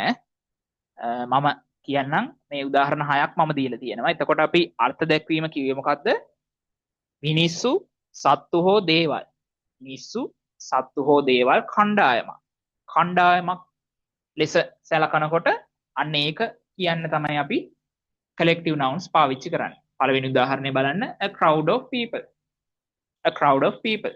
මිනිස්සු එතන අර crowd අපි අර සාමාන්‍ය භාවිතයේදීත් කියන crowd එක වැඩි කියලා. අර ජනගහන එතන ගහණේ වැඩි කියලා. අන්න ඒක තමයි මේ කියන්නේ a crowd of people. දෙවෙනි එක a gang of robbers. හොරු කණ්ඩායමක්. හොරු කණ්ඩායමක්. මොකද අර්ථ දැක්වීමේ තිබුණේ සත්තු, මිනිස්සු, දේවල් කණ්ඩායමක් විදියට සලකනකොට මෙන්න මේක පාවිච්චි කරනවා කියලා. අර කලින් වගේම තමයි. පස්සෙන් අර noun එක එනවා, මැදින් of කියන පද එනවා. ඉස්සරහින් මේ වගේ collective noun කැලලක් දාන්න. තුන්වෙනි එක අර මේකේ අර දැනගන්න ඕන of දාලා මෙහෙම සිද්ධිය නෙමෙයි දැනගන්න ඕන. ඔයාලා මේකේ භාවිතය තමයි ඉගෙන ගන්න ඕන. අර මෙහෙම මතක තියාගන්න පුළුවන් නම් හොඳයි. අර භාවිත අපි කියනකොට a gang of robbers කියලා අර නිකම්ම කටින් එළියට පනින තත්වයට හදාගන්න එක තමයි මෙතන වෙන්න ඕන. නැතුව collective nouns වල අර්ථ දැක්වීම නෙමෙයි ඔයාලා ඉගෙන ගන්න ඕන. මේ අපි ලියන උදාහරණ ඔයාලා භාෂාව භාවිතා කරනකොට මොනවා හරි රචනාවක් ලියනකොට ටක් ගාලා අර එළියට පනින්න තත්වය තමයි හදාගන්න ඕනේ. ඒකට තමයි අර නිතර මේ පොත පෙන්නලා බලන්න කියන්නේ. a herd of cattle. සිංහලෙන් අපි කියන්නේ ගවර අර හරක් රැලක්ද හරක් රංචුවද මොකක් හරි හරක් රැලක්. අන්න ඒක තමයි මේ තියෙන්නේ. ගව රැලක්. මිනිස්සු, සත්තු හෝ දේවල් කණ්ඩායමක්. හරිනේ. මෙතන සත්තු කණ්ඩායමක්, මේ දෙකේ මිනිස්සු කණ්ඩායම. මේක බලන්න. school of fish. fishes නෙමෙයි fish. ඒක fish තමයි මෙතන ඉන්නේ. බලන්න මේ school කියන්නේ මෙතන පාසල නෙමෙයි. මාළු රංචුවක් කියනකොට අපි කියන්නේ ඔන්න දැන් අපි ඉන්න පාලමක් උඩ. පහළ මාළු රංචුවක් ඉන්න අපිට කියන්න පුළුවන් school of fish. මාළු රංචුව. a swarm of bees. මීමැස්ස රංචුවක්. මීමැස්ස රංචුවක්. Sinhala තේරුමක් ලියා ගන්න. මේ වගේ සෑහෙන්න තියෙනවා. අර collective nouns යටතේ මෙහෙම දෙයක් වෙන බව භාවිතයත් එක්ක ඔයාලා ඉගෙන ගන්න. ඒක අර ඕන වෙන්නේ collective nouns නම් ඉතින් මෙතන තියෙනේම අවශ්‍ය වෙන්නේ නැහැ ඉතින් බොහෝ වෙලාවට. අර මං කිව්වේ ඉතින් උගන්වන්නේ A level විභාගයට විතරක් නෙමෙයි. එතනින් එහා රැකියා ජීවිතය දක්වාම ඔයාලට අවශ්‍ය දේවල් නිගන්නන්න. ඒ කියන්නේ අනවශ්‍ය දේවල් නෑ, අත්‍යවශ්‍ය දේවල් ටික. එතකොට මේ වගේ දේවල් අවශ්‍ය වෙනවා ඔයාලට. තව උදාහරණ තියෙනවා මේකට සෑහෙන්න ඕන තරම්. අර collective nouns කියන තියරි එක මම උගන්වලානේ තියෙන්නේ. එතකොට ඔයාලට උදාහරණ හොයාගන්න පුළුවන්. මම මේ අන්තිම එක තියලා අනිත් ඒවා ගන්නම්. දැන් ඔය හැම එකේම මම තියරිය උගන්වලා තියෙන්නේ. noun එකක් කියන්නේ මොකද්ද? ඊළඟට countable and uncountable nouns කියන්නේ මොනවද? දැන් collective nouns කියන්නේ මොනවද කියලා තියරි උගන්වලා තියෙන්නේ. ඔයාලට උදාහරණ හොයාගන්න පාවිච්චි කරන්න පුළුවන් හොඳම ඇප් දෙක තමයි ChatGPT සහ ඒක වචන Copilot. Microsoft ලගේ Copilot, OpenAI ලගේ ChatGPT ඔය දෙකේ English දැන් තව තියෙනවනේ AI apps DeepSeek, Gemini ඔය වගේ අටමගලවල තියෙනවනේ. මේ දෙකේ සාමාන්‍යයෙන් අර English පැත්ත හොඳයි. සාමාන්‍යයෙන් හරි ගොඩාක් දුරට හරි උත්තර දෙනවා. දැන් මේ වගේ දේවල් වලට ඔයාලට තව පාඩම තව දුරටත් පැහැදිලි කරගන්න ඕන. උදාහරණ අවශ්‍ය නම් මේ app දෙක දැනට ඔයාලා download කරලා තියාගන්න. මේ app දෙක දැනට ඔයාලා download කරලා තියාගන්න. දැන් මේගොල්ලන්ට අර commands දෙන්න ඕනනේ. මට මේකට තව උදාහරණ දෙන්න. ඒ commands ඒවට අපි කියන්නේ මේ භාෂාවේදී කියන්නේ prompts කියලා. මේ prompts දෙන හැටි ඔයාලට ඉගෙන ගන්න පුළුවන් වෙනවා. අපි අර වාක්‍ය ලියන්න, ප්‍රශ්න ලියන්න පටන් ගත්තාම ඒවම තමයි මේකටත් දාන්නේ. තාම අපි වචන අඳුර ගන්න තැනනේ ඉන්නේ. අපි තාම වාක්‍ය ලියන්න පටන් ගත්තේ නැහැ. වාක්‍ය ලියන්න පටන් ගත්තම මේ දෙක ඔයාලට පාවිච්චි කරන්න පුළුවන් වෙනවා. ඒ prompts දානවනේ. prompts කියන්නේ අර අපි කතා කරන වාක්‍ය ප්‍රශ්න වගේ දේවල් තමයි prompts විදියට දාන්නේ. prompts ලියන්න පුළුවන් වෙන්නේ වාක්‍ය ලියන්න ඉගෙන ගත්තාම, ප්‍රශ්න ලියන්න ඉගෙන ගත්තම prompt එකක් දාගන්න පුළුවන්. එතකොට අපි දැන් මේ ලියන පාඩම් තව දුරටත් ඔයාලට පැහැදිලි කරගන්න ඕන නම් මේ ඇප් දෙකට prompt දාන්න තමයි තියෙන්නේ. prompts දැන් මං ඔයාලට උගන්වන්නේ කිසි දෙයක් දන්නේ නැහැ. ඔයාලා කිසිම දෙයක් දන්නේ නැහැ කියලා හිතලානේ. අර වාක්‍යයක් ප්‍රශ්නයක් ගැට ගහ ගන්න පුළුවන් කෙනෙක් මේ දෙක පාවිච්චි කරාට කමක් නැහැ දැනට. ඔන්නම් මං chat GPT එකට ඕනම් prompt එකක් දාන්න පුළුවන්. please give me some. මේ අපි උගන්වනවා මේ please give වෙන්නේ කොහොමද? මේ සියලුම දේවල් උගන්වනවා. මේ මං කියන්නේ සාමාන්‍යයෙන් අර දැනීමක් තියෙන කෙනෙකුට ගැට ගහ ගන්න විදියක් තමයි මම මේ කියන්නේ. please give me some examples to අපි දැන් මේ කතා කර collective nouns නේ collective nouns ඔයාලට මේ තවදුරටත් පැහැදිලි කිරීමක් ඕන නම් with an explanation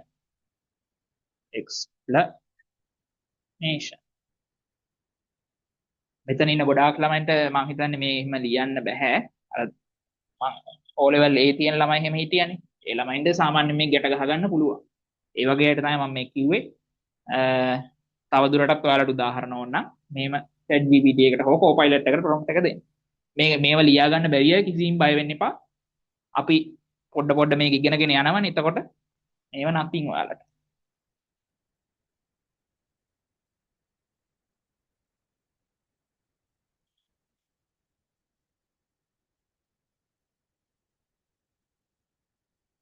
එතකොට 6 වෙනි උදාහරණේ තියෙන a fleet of buses සාමාන්‍යයෙන් වාහන කාණ්ඩයක් වාහන තියෙනවා නම් අපි ඒ කියන්නේ අපි ගමුකෝ CTB ඩිපෝව CTB නෙමෙයි SLTB දැන් තියෙන්නේ SLTB ඩිපෝ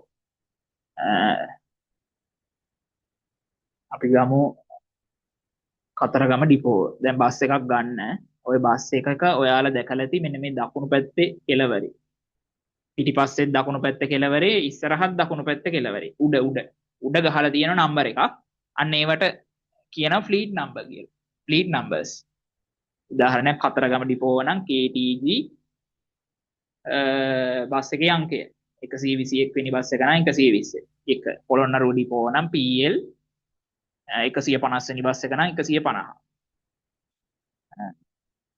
ඊළඟට ගාල්ල ඩිපෝ නම් GL 80 වෙනි බස් එක නම් 80 ඔන්න ඔය වගේ ෆ්ලීට් නම්බර්ස් කියලා මේ අර උඩ ඉස්සරහත් වම් පැත්තේ දකුණු පැත්තේ උඩ පස්සෙත් දකුණු පැත්තේ උඩ මෙන්න මේ වගේ නම්බර එකක් ගහලා තියෙනවා ෆ්ලීට් නම්බර්ස් එතකොට අර වාහන ගොඩාක් තියෙන තැනක් නම් වාහන අංගනයක් වාහන සේල් එකක් බස් ඩිපෝවක් ඔය වගේ තැනක් නම් අපි පාවිච්චි කරනවා a fleet of vans a fleet of buses එහෙම collective nouns අර collective nouns වල තේරුම මොකද්ද සත්තු මිනිස්සු හෝ දේවල් මේවා දේවල්නේ දේවල් කණ්ඩායමක් බස් කණ්ඩායමක් මෙතන තියෙන්නේ ඒක එතකොට ඔයාලා මේ වාහනයක් එක්ක අර collective noun එකක් විදිහට එනවා නම් a fleet of buses එහෙම එකක් භාවිතා වෙන බව ඔළුවේ තියාගන්න එක තමයි වැදගත් වෙන්නේ. නැතු අර theories පාඩම් කිරීමක් නෙමෙයි මේක language එකක් නේ. theory පාඩම් කරන්න තිබුණා biology, economics, business studies, political science. ඔය වගේ පාඩම් කරන විෂයක් වුණා නම් theory පාඩම් කරන්න තිබුණා. මේක එහෙම නෙමෙයි මේක අර භාවිතයන් වැඩි subject එකක්. ඒක නිසා අපි දෙන උදාහරණ තමයි ගොඩාක් ඔළුවේ තියෙන්නේ. හරි collective nouns කියන එකත් ඉවරයි. අර fleet of buses කියන්නේ බස් රථ ගොඩක් කියන එක. සාමාන්‍යයෙන් දලා අදහසක් ගන්න පුළුවන් බස් රථ ගොඩක්. ඒ වගේ දලා අදහසක් ගන්න පුළුවන්. ඊළඟට දෙකක් අපි ඉවරයිනේ types of nouns යටතේ තුන්වෙනි එක අපි compound nouns.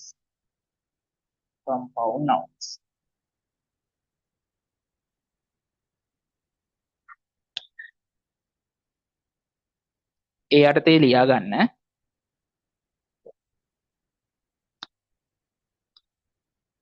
වචන දෙකක් හෝ කිහිපයක් එකතු වීමෙන් සෑදෙන වචන දෙකක් හෝ කීපයක් එකතු වීමෙන් සෑදෙන තනි නාම පදය තනි නාම පදය තනි නාම පදය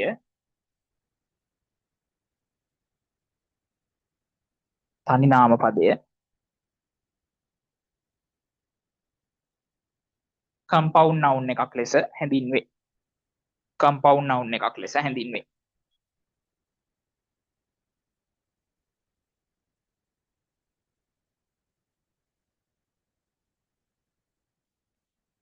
වචන දෙකක් හෝ කිහිපයක් එකතු වී සෑදෙන තනි නාම පදය කම්පවුන්ඩ් නවුන් එකක් ලෙස හැඳින්වේ. දැන් ඔයාලා ඔය තියෙන අර්ථ දැක්වීම නෙමෙයි පාඩම් කරන්න ඕන.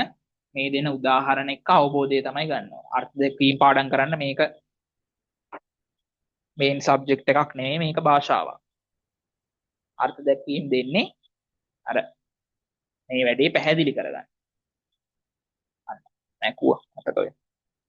එතකොට අර්ථ දැක්වීම තියෙන දේ තමයි මම මේ ඇඳලා තියෙන්නේ. වචන දෙකක් හෝ කීපයක් තවත් වචන එකතු වෙලා හැදෙන්න පුළුවන් තනි නාම පදයකට තමයි කම්පවුන්ඩ් නවුන් එකක් කියලා කියන්නේ. හරි. ඕක සාමාන්‍යයෙන් කම්පවුන්ඩ් නවුන්ස් හැදෙන විදි කීපයක් තියෙනවා. අපිට අත්‍යවශ්‍ය කියලා හිතෙන දෙකක් තමයි මම මෙතනදී ගන්නෙ. රෝම ඉලක්කම් 1 gerund plus noun. මේ දෙක එකතු වෙලා හැදෙන කම්පවුන්ඩ් නවුන්ස් තියෙනවා. රෝම ඉලක්කම් 2 noun plus gerund. ලියන්න එපා හොමින් ඈ. පළවෙනි එක gerund plus noun, තව තියෙනවා noun plus noun එක. ඒව නම් ඉතින් දන්න දේවල් හින්දා මම උගන් ආයෙ ඔය නෝට් පුරවන්න ඕනේ නැහැ නේ. මේක ලියන්න අවශ්‍ය නැහැ. noun plus noun එකතු වෙලා හැදෙන ඒවා තියෙනවා. මේවා අවශ්‍ය නැහැ.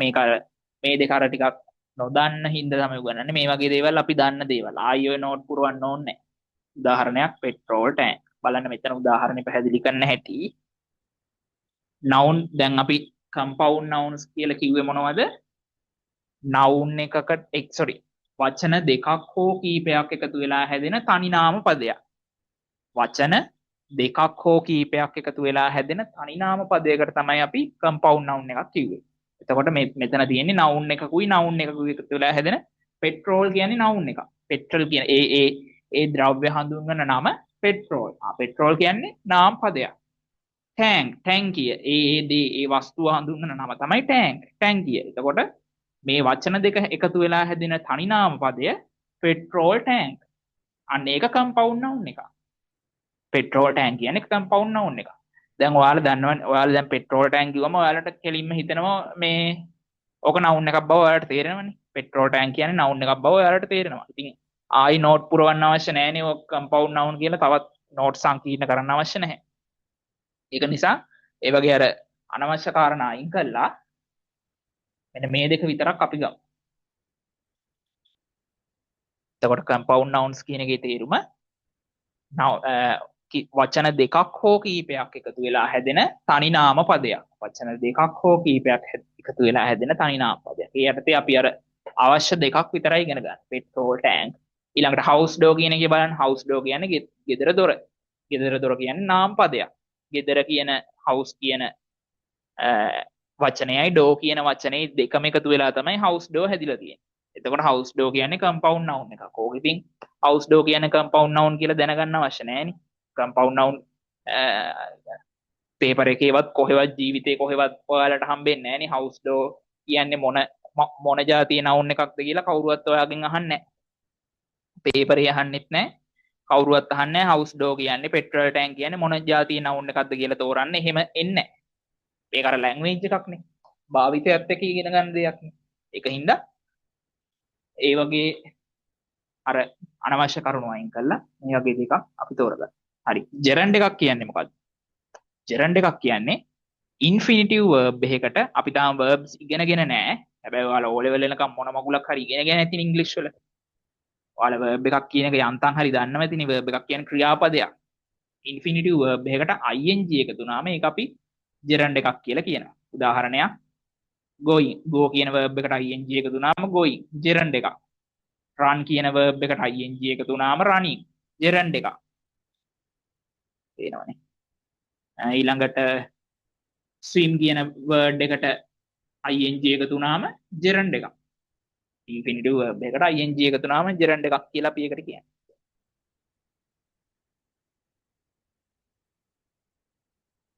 හරි. එතකොට gerund එකකුයි noun එකකුයි එකතු වෙලා හැදෙන ඒවා. ඔන්න gerund එක වචනයක් තමයි swimming.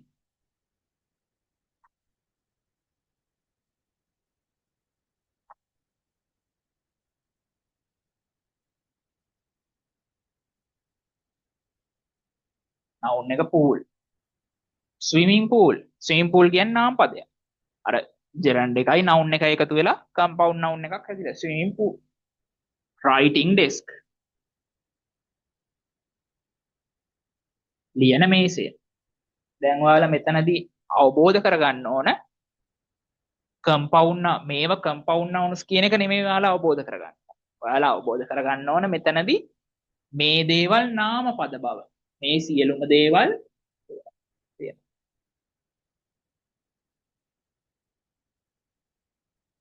මෙතන මේ nouns කියලා තියෙන්නේ.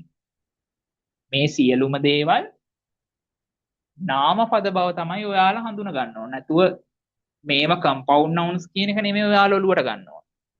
මේ ඕනම දෙයක් නාම පදයක් බව තමයි ඔයාලා හඳුන ගන්න ඕන. අපේ පාඩමේ මාතෘකාව මොකද්ද? nouns නේ.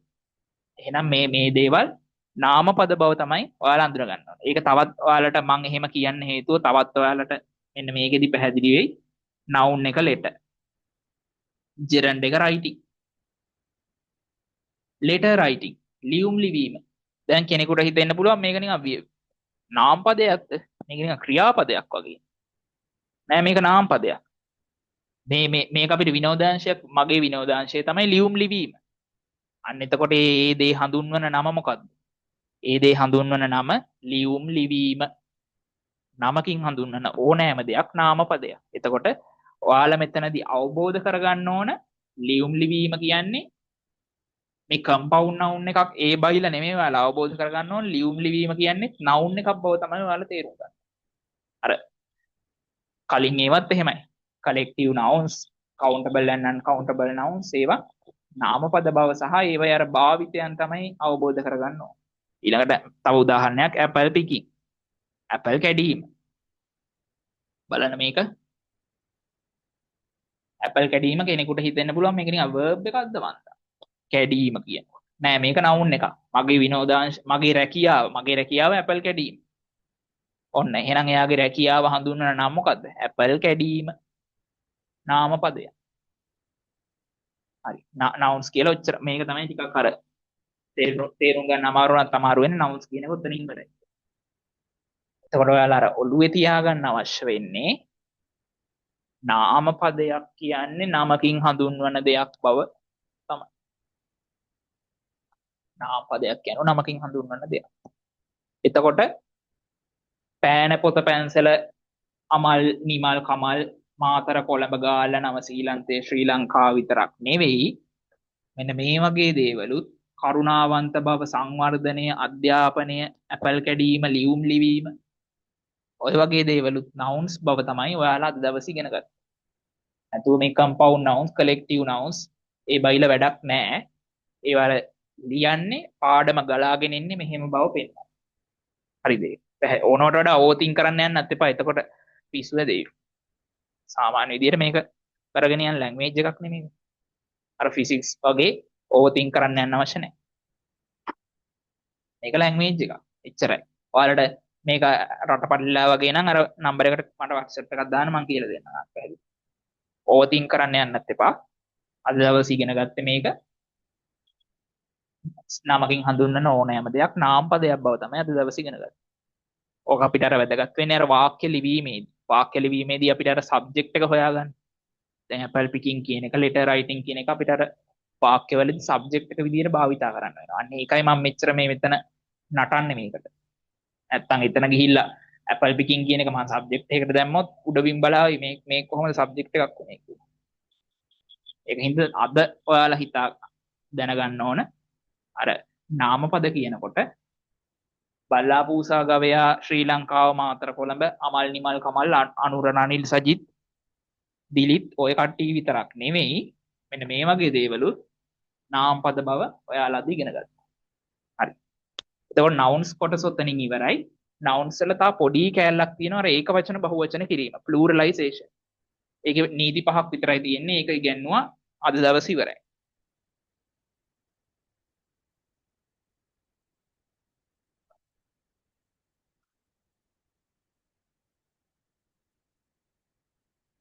මම අර සමහර වෙලාවට පැහැදිලි කරන්න ගියාම ඕනවට වඩා පැහැදිලි කළා මේ කට්ටියට රටපටල වෙන වෙලාවල් තියෙනවා. දැනුත් මට හිතුණා ඕනවට වඩා පැහැදිලි කරාද මන්ද කියලා.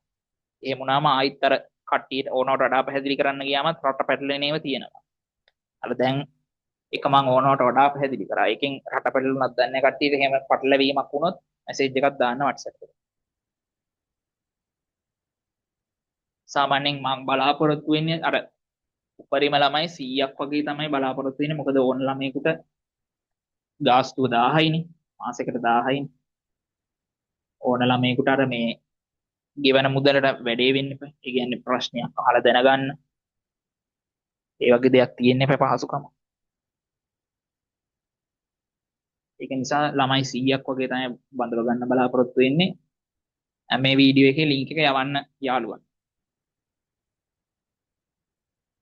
දැන් නෙමෙයි ඔයාලට වටිනාකම තේරෙන්නේ මාස 10ක් 12ක් ගිහිල්ලා රචනා ලියන්න පටන් ගත්තම තමයි වටිනාකම තේරෙන්නේ. කොහොම හිටපු මිනිස්සුද මේ රචනා ලියන්නේ කියලා. දැන් වටිනාකම තේරෙන්නේ තාම කියලා බලන්නේ. සමහරවිට මෙතන ඉන්න ළමයි O level එහෙම ලියන්නේ නැත්තේ රචනා ලියුම් කටපාඩම් කරලා. එහෙම නැත්නම් අල්ලපු වටින් කොපි කරලා. එහෙම නෙමෙයි දැන් අපි තනියම ලියන්න පුරුදු වෙන්න. කොහේ හරි වැඩ ඔෆිස් එකක අනාගතේ බැංකු රැකියාවක් කරත් අනිවාර්යයෙන්ම ඉංග්‍රීසි බලන්න. ලියුමක් ලියා ගන්න එහෙම පුළුවන් වෙන්න එපා තනියම. හරි. එතකොට ඊළඟට අපේ අන්තිම පොඩි මාතෘකාවක් තියෙනවා pluralization. ඒක වචන බහුවචන ලියා ගන්න pluralization. શબ્දයෙන් ලියන්න. pluralization. ෂන් කියනකොට TION එන්නේ ඕන තැන. බොහොම හැමත ඕන තැනක නේ බොහොමයක් තැන.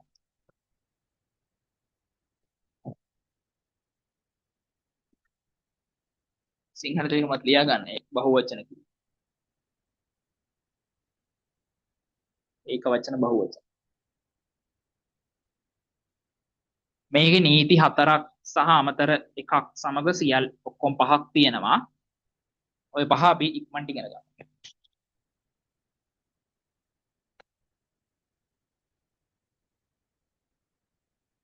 පළවෙනි එක ලියා ගන්න adding s to the end. adding s to the end.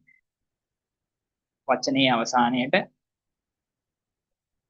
දැන් උදාහරණ ලියද්දි මතකයිනේ එක්ක x දාන්න පුළුවන් නැත්නම් eg දාන්න පුළුවන්.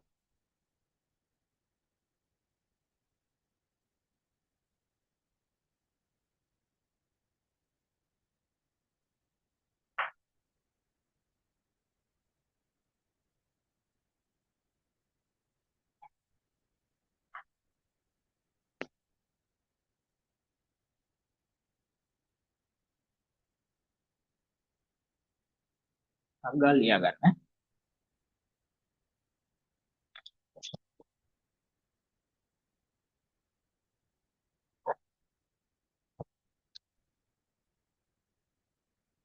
හරි. එතකොට පළවෙනි නීතිය තමයි වචනේ අවසානයට s අකුරක් එකතු කරලා වචනය බහුවචන කිරීම. බෝට් කියන්නේ බෝට්ටුව. බෝට්ස් වෙනකොට බෝට්ටු. සිංහල තේරුම් ලියා ගන්න. නැත්නම් පස්සේ කාලෙක බලනකොට කන්ෆියුස් වෙන්න පුළුවන්. ඩොග් කියන්නේ බල්ලා, ඩොග්ස් කියන්නේ බල්ලෝ. කැට් කියන්නේ පූසා, කැට්ස් කියන්නේ පූසෝ. මේක ඔයාලට පැහැදිලි ඔයාලට අර බලා ගන්න පුළුවන් විදිහකට මෙහෙම ලිව්වත් කමක් නැහැ. බෝට් නම් බෝට්ස් වෙනවා. මේ වගේ ඔයාලට බලා ගන්න පැහැදිලි විදිහකට සිංහල තේරුමත් එක්ක ලියා ගන්න. මොකද දැන් මතක වුණාට සතියකින් අමතක වෙන්න පුළුවන් නේ. මොකද මේ පිටු 80 නිතර නිතර පෙළ බලන්න ඕනක. එතකොට තමයි අර ඔයාලට ඉංග්‍රීසි කියන එක අර භාවිතයත් එක්ක එක මම මෙතන වචනයක් ලියලා තියෙන කන්සිස්ටන්ට්. නිතරම ඒ කියන්නේ එක දිගට මේ වැඩේ කරගෙන යන්න ඕන. අර මාසයක් කළා අතහැරලා ආයි මාසෙකින් පටන් ගන්න එහෙම බෑ. දවසකට විනාඩි 5 පැය ගණන් අවශ්‍ය නැහැ. අර මේ සබ්ජෙක්ට් වල වගේ පැය ගණන් අවශ්‍ය නැහැ. දවසකට විනාඩි 10ක් 15ක් පෙළ බලන්න. පිටු දිය වෙනකම් බලන්න. හරි පළවෙනි එක එහෙනම් adding s to the n උදාහරණ තමයි මේ තියෙන්නේ. සිංහල තේරුම ලියා ගන්න.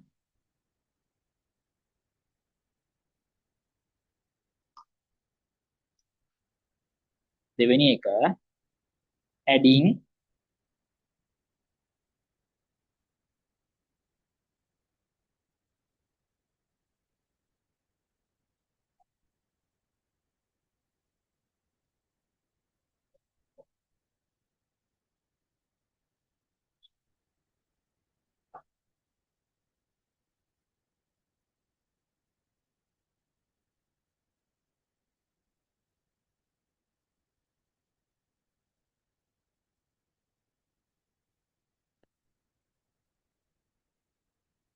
එතන මේ xo තියෙන්නේ.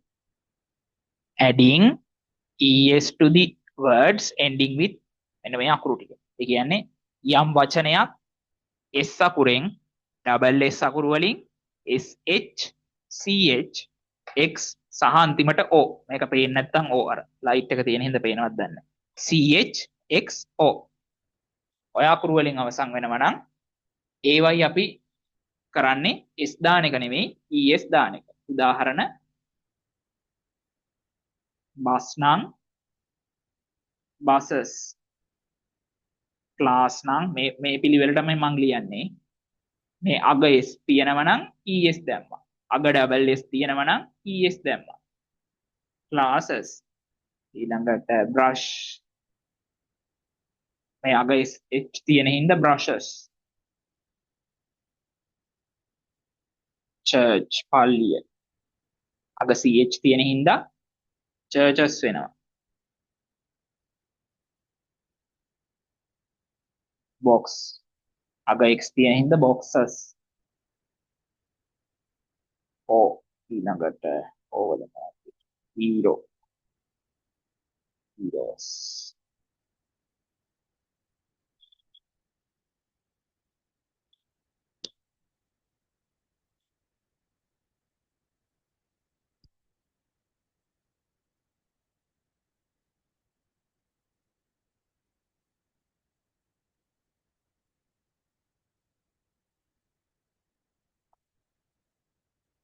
හරි උදාහරණ ලියා ගන්න බැරි වුණා නම් පෝස් කරලා ලියා ගන්න. මේකෙත් අග අර ඉවර වෙන අකුර අනුව es දානවා. දැන් මේකෙත් ඔයාලා අර මේ නීති කටපාඩම් කිරීම නෙමෙයි අවශ්‍ය වෙන්නේ. මේක අර භාවිතයත් එක්ක හුරු වෙන. දැන් බස් කියන එක ඔයාලට මොලයක් තියෙන මිනිස්සෙක් නම් තේරෙනවනේ බස් කියන එක බහුවචන කරන්න බෑනේ. අගට අර කලින් වගේ s දාලා buses ගන්න බෑනේ. classes ගන්න බෑනේ. ඊළඟට brushes ගන්න බෑ. churches ගන්න බෑ. boxes ගන්න බෑ. heroes ගන්න බෑ. ඒ වගේම අර buses s කියලා එන්න ඕන බව මොලයක් තියෙනවා නම් තේරෙනවනේ. ඔකට නීති අවශ්‍ය නැහැ. මේ අර නීතියක් දෙන්නේ මෙහෙම දෙයක් වෙන බව පැහැදිලි කරන්න. අර භාවිතයත් එක්ක මේක පුරුදු වෙනවා. මේ මට මේ දැන් මේ නෝට් එක නැත්තම් මම දන්නේ නැහැ මේ නීති. අර මම අර භාවිතයෙන් තමයි කියන්නේ. බස් නම් buses, class නම් classes. අර මේව මට මතක නැහැ. මටවත් මතක නැහැ. මේ නෝට් එක නැත්තම් මම දන්නේ. ඒක තමයි වෙන්නත් ඕන. මොකද අපි කතා කරද්දී ඔන්න දැන් පල්ලි කීපයක් එක ළඟ තියෙනවා. එහෙම නැත්තම් ක්ලාස් පන්ති කාමර කීපයක් එක ළඟ තියෙනවා. අපිට දැන් ඔතන කතා කරද්දී හිතන්න බෑනේ ක්ලාස් නම් අන්තිමට s අකුරු දෙකක්. එහෙනම් අන්තිමට s අකුරු දෙක ගන්න es දාන්නේ. classes කොහොම හිත කතා කරන්න බෑ අපිට. අපිට භාවිතයත් එක්ක ටට්ටක් ගාලා හුරු වෙන්න ඕන. classes, buses, brushes, boxes, heroes ඔය වගේ හුරු වෙන්න ඕන. අන්න ඒක තමයි වෙන්න ඕන. අර මේක දෙන්නේ මෙහෙම වෙන බව ඔයාලා අර මුකුත් නොදන්න හින්දා කියලා දෙනවා. හැබැයි වෙන්න ඕන මේ නීති මතක නැහැ. අර ප්‍රායෝගික භාවිතය තමයි වෙන්න ඕන. නීති මතක් පාඩම් කිරීම නෙවෙයි වෙන්න ඕන. ප්‍රායෝගික භාවිතය. දැන් මේ නෝට් එක නැත්තම් මම දන්නේ මේ s වලින් ss මට මතක නැහැ. ඒක තමයි වෙන්න ඕන. හැබැයි වචනේ දුන්නත් මං හරියට ලියනවා. box නම් මම දන්න boxes වෙන්න ඕන. ඇයි මොලයක් තියෙනව නම් තේරෙනවනේ box කියලා කොහොම දාන්න බෑ. boxes කියන්න බෑනේ boxes. ඒකයි ප්‍රායෝගික භාවිතයේ තියෙනවා.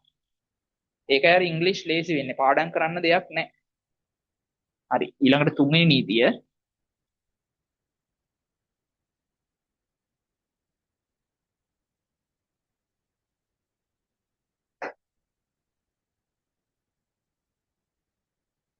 තුන්වෙනි නීතිය ලියා ගන්න.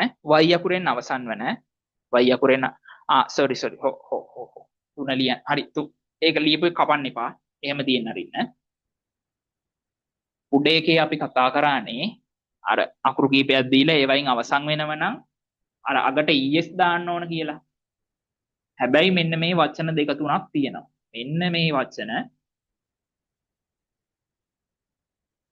දැන් අපි අර ඉගෙනගත්තු නීතිය අනුව අග ඕ තියෙනව නම් es නේ දාන්න ඕන නීතිය අනුව. නෑ මේකේ නීතිය අනුව es නෙවෙයි දාන්නේ කෙලින්ම s. මේ වචන කීපයක් විතරයි මෙහෙම තියෙන්නේ.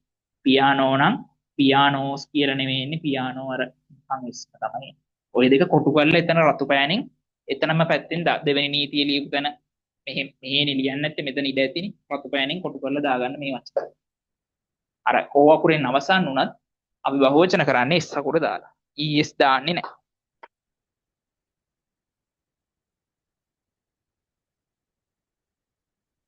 හරි. ලියා ගන්න බැරි කෙනෙක් නම් පෝස් කරලා ලියා ගන්න රෙකෝඩින් එක.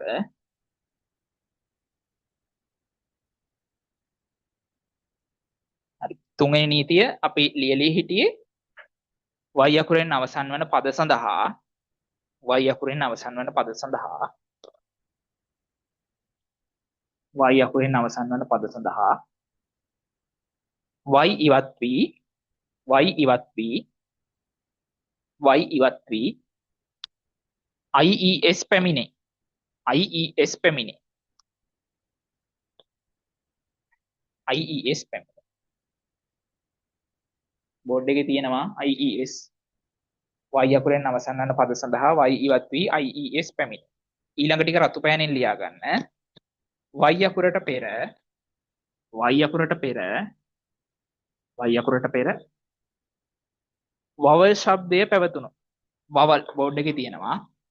vowel ශබ්දය vowel අකුරු නෙමෙයි vowel ශබ්දය. මේක අනිවාර්යයෙන්ම මතක තියාගන්න. vowel අකුරු නෙමෙයි vowel ශබ්දය.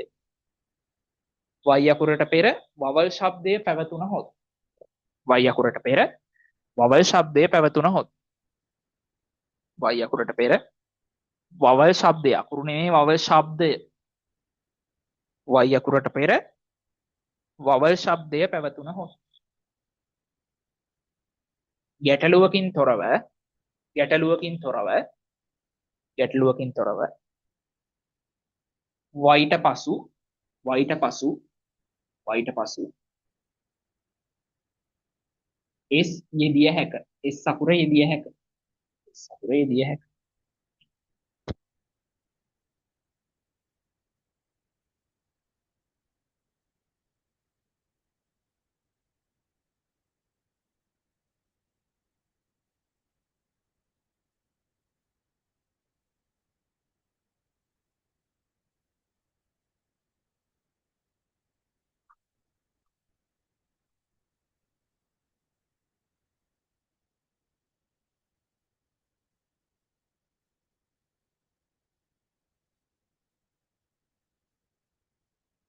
බලන්න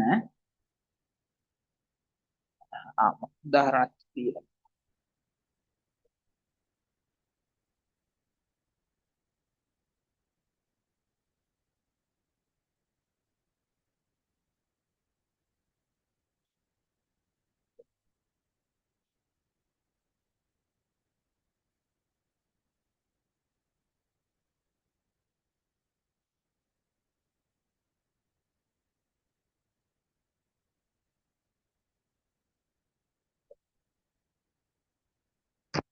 හරි බලන්න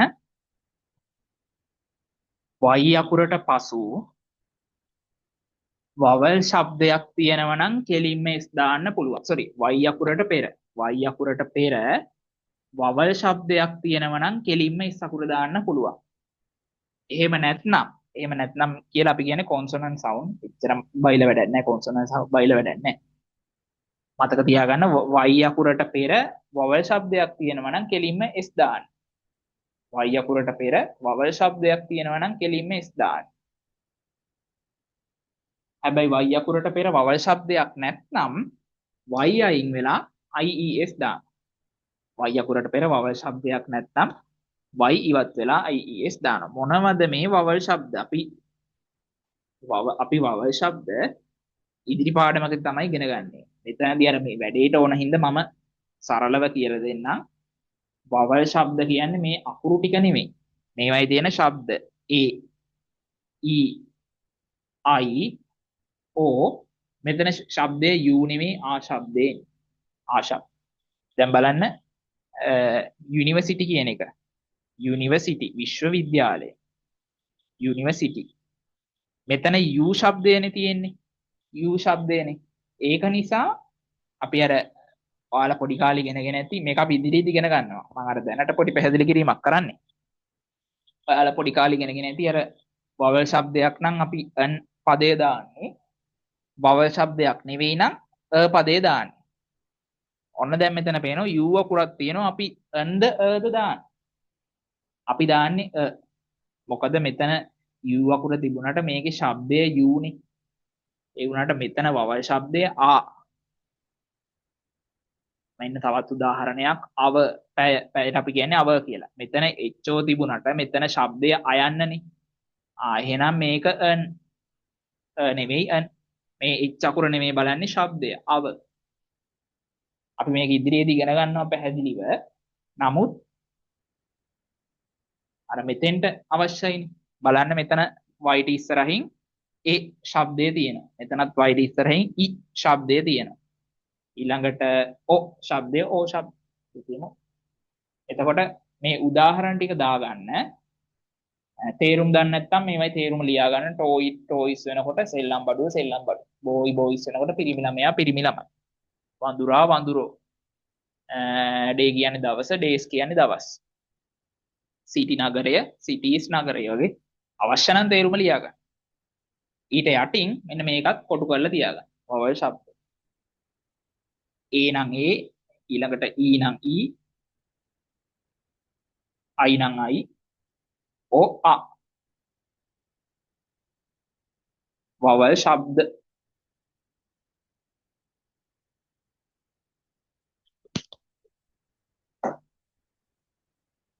හරි. රෙකෝඩඩ් වීඩියෝ එකක් නිසා පෝස්ට් කරලා ලියා ගන්න. මම මකනවා.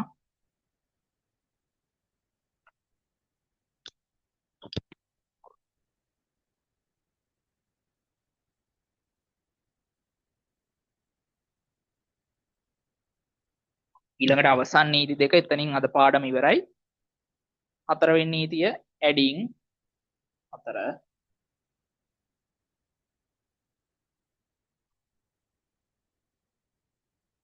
adding VES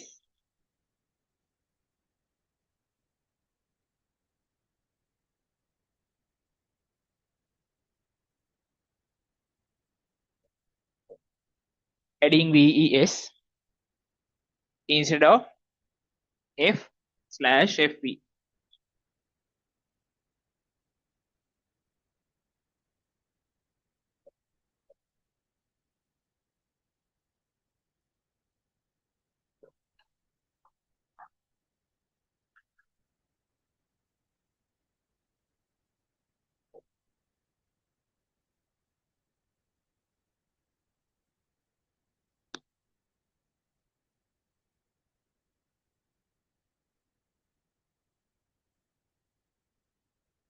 මේ මගේ අකුරු බලා ගන්න බැරි නම් කියන්න මේ අද රෙකෝඩඩ් වීඩියෝ එක නිසා හිතා ගන්න කිය කට්ටිය නැහැනේ ලයිව් එක.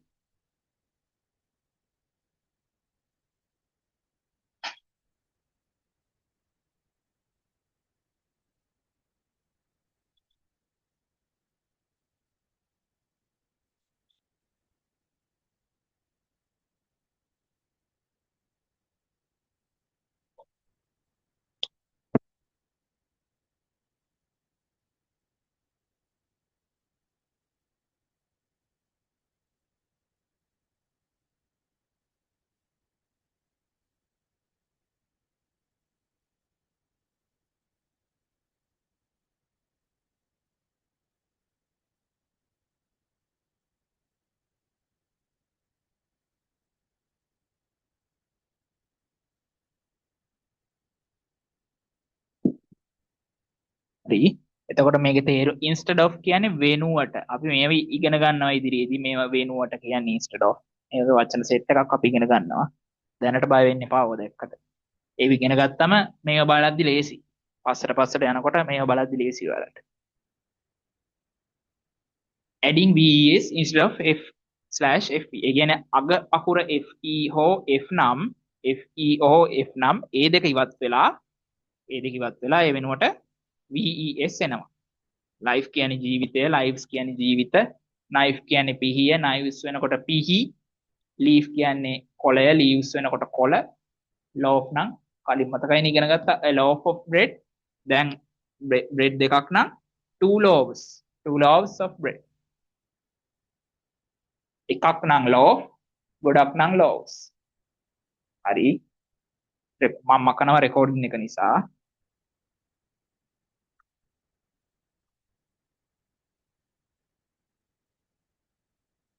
ඊළඟට අවසන් නීතිය. ඒක නීතියක්ම නෙවෙයි irregular nouns.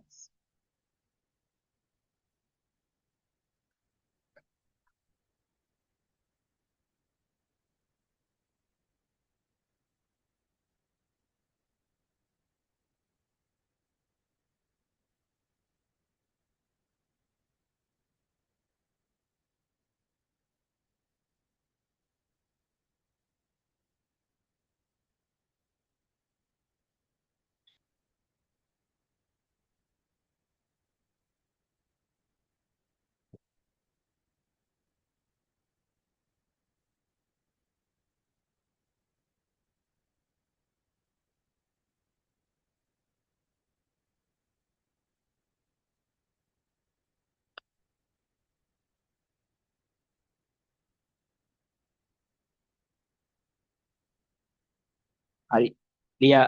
පෝස්ට් කරලා ලියා ගන්න. child පස්වෙනිගේ irregular nouns කියන්නේ මේවයි අර කලින් වගේ නීතියක් නැහැ. s දාන්න මේ අකුරක් ඉවත් කරලා වෙන මොකක් හරි දාන්න. ඒ බහුභූත නැහැ. මේකේ තියෙන්නේ අර මේකට වඩා සම්පූර්ණ වෙනස් විදියක් තමයි singular වලට වඩා singular පැත්ත මේ තියෙන්නේ. ඒකට වඩා සම්පූර්ණ වෙනස් විදියක් තමයි plural පැත්ත. child කියන්නේ ළමයා, children කියන්නේ ළමයි. childrens කියලා වචනයක් ඉංග්‍රීසි වල නැහැ. children තමයි වචනේ. ඊළඟට mouse කියන්නේ මීයා, mice කියන්නේ මීයෝ. tooth කියන්නේ දත, teeth කියන්නේ දත්. බලන්න temple of tooth relic candy. ශ්‍රී දළදා මාලිගාව මහනුවර. ඒකේ තියෙන එක දළදා වහන්සේ නමයි. එකයි. එතකොට එක නම් tooth, temple of tooth relic. temple of teeth relic කියන්නේ නැහනේ. temple of tooth relic. එක දළදා වහන්සේ නමයි ඉන්නේ, ඒකයි tooth. tooth කියන්නේ එහෙමනම් දත, teeth දත්. man කියන්නේ එක මිනිස්සයයි, men කියන්නේ මිනිස්සු. fungus කියන්නේ එක දිලීරයයි. දිලීරයකින් හැදෙන රෝගයක්. fungi කියන්නේ දිලීර ගොඩක්. ඒ වගේ අර singular වලට වඩා හාත්පසින් වෙනස් එකක් තමයි plural. හරි. අද දවසට ඔච්චරයි. දැන් මෙන්න මේ කියන දේ හොඳින් අහගන්න. දැන් අද අපි යම් දෙයක් ඉගෙන ගත්තනේ. ඔයාලා දැන් මේවා පාඩම් කරද්දී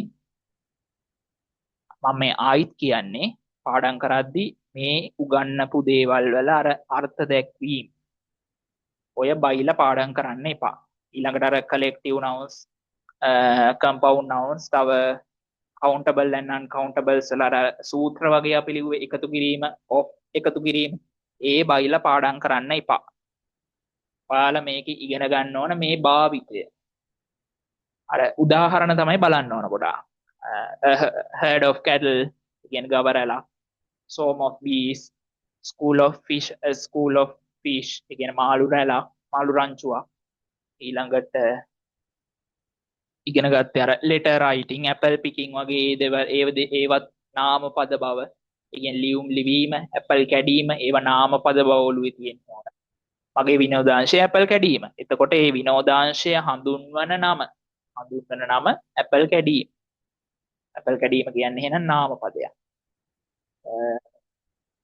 අර ඔළුවේ තියෙන්න ඕන නමක අද ඉගෙනගෙන ඉවර කරේ මොකද්ද? nouns කොටස සහ pluralization යටතේ තියෙන නීති ටික. එතකොට ඔයාලගේ ඔළුවේ තියෙන්න ඕන නමකින් හඳුන්වන ඕනෑම දෙයක් නාම පදයක් බව. ඊට අමතරව අර collective nouns, compound nouns ඒ වගේ දේවල් පොඩ්ඩක් ඔළුවේ අර ඒකේ තියෙන අර්ථ දැක්වීම පාඩම් කරන්න අවශ්‍ය නැහැ. ඔළුවේ තියෙන්න ඕන මෙන්න මෙහෙම දෙයක් තියෙනවා. අර බයොලොජි ආර්ථික ඉකොනොමික්ස් ඒ වගේ අර අර්ථ දැක්වීම පාඩම් කරන්න අවශ්‍ය නැහැ. ඊළඟට අන්තිමට ඉගෙන ගත්ත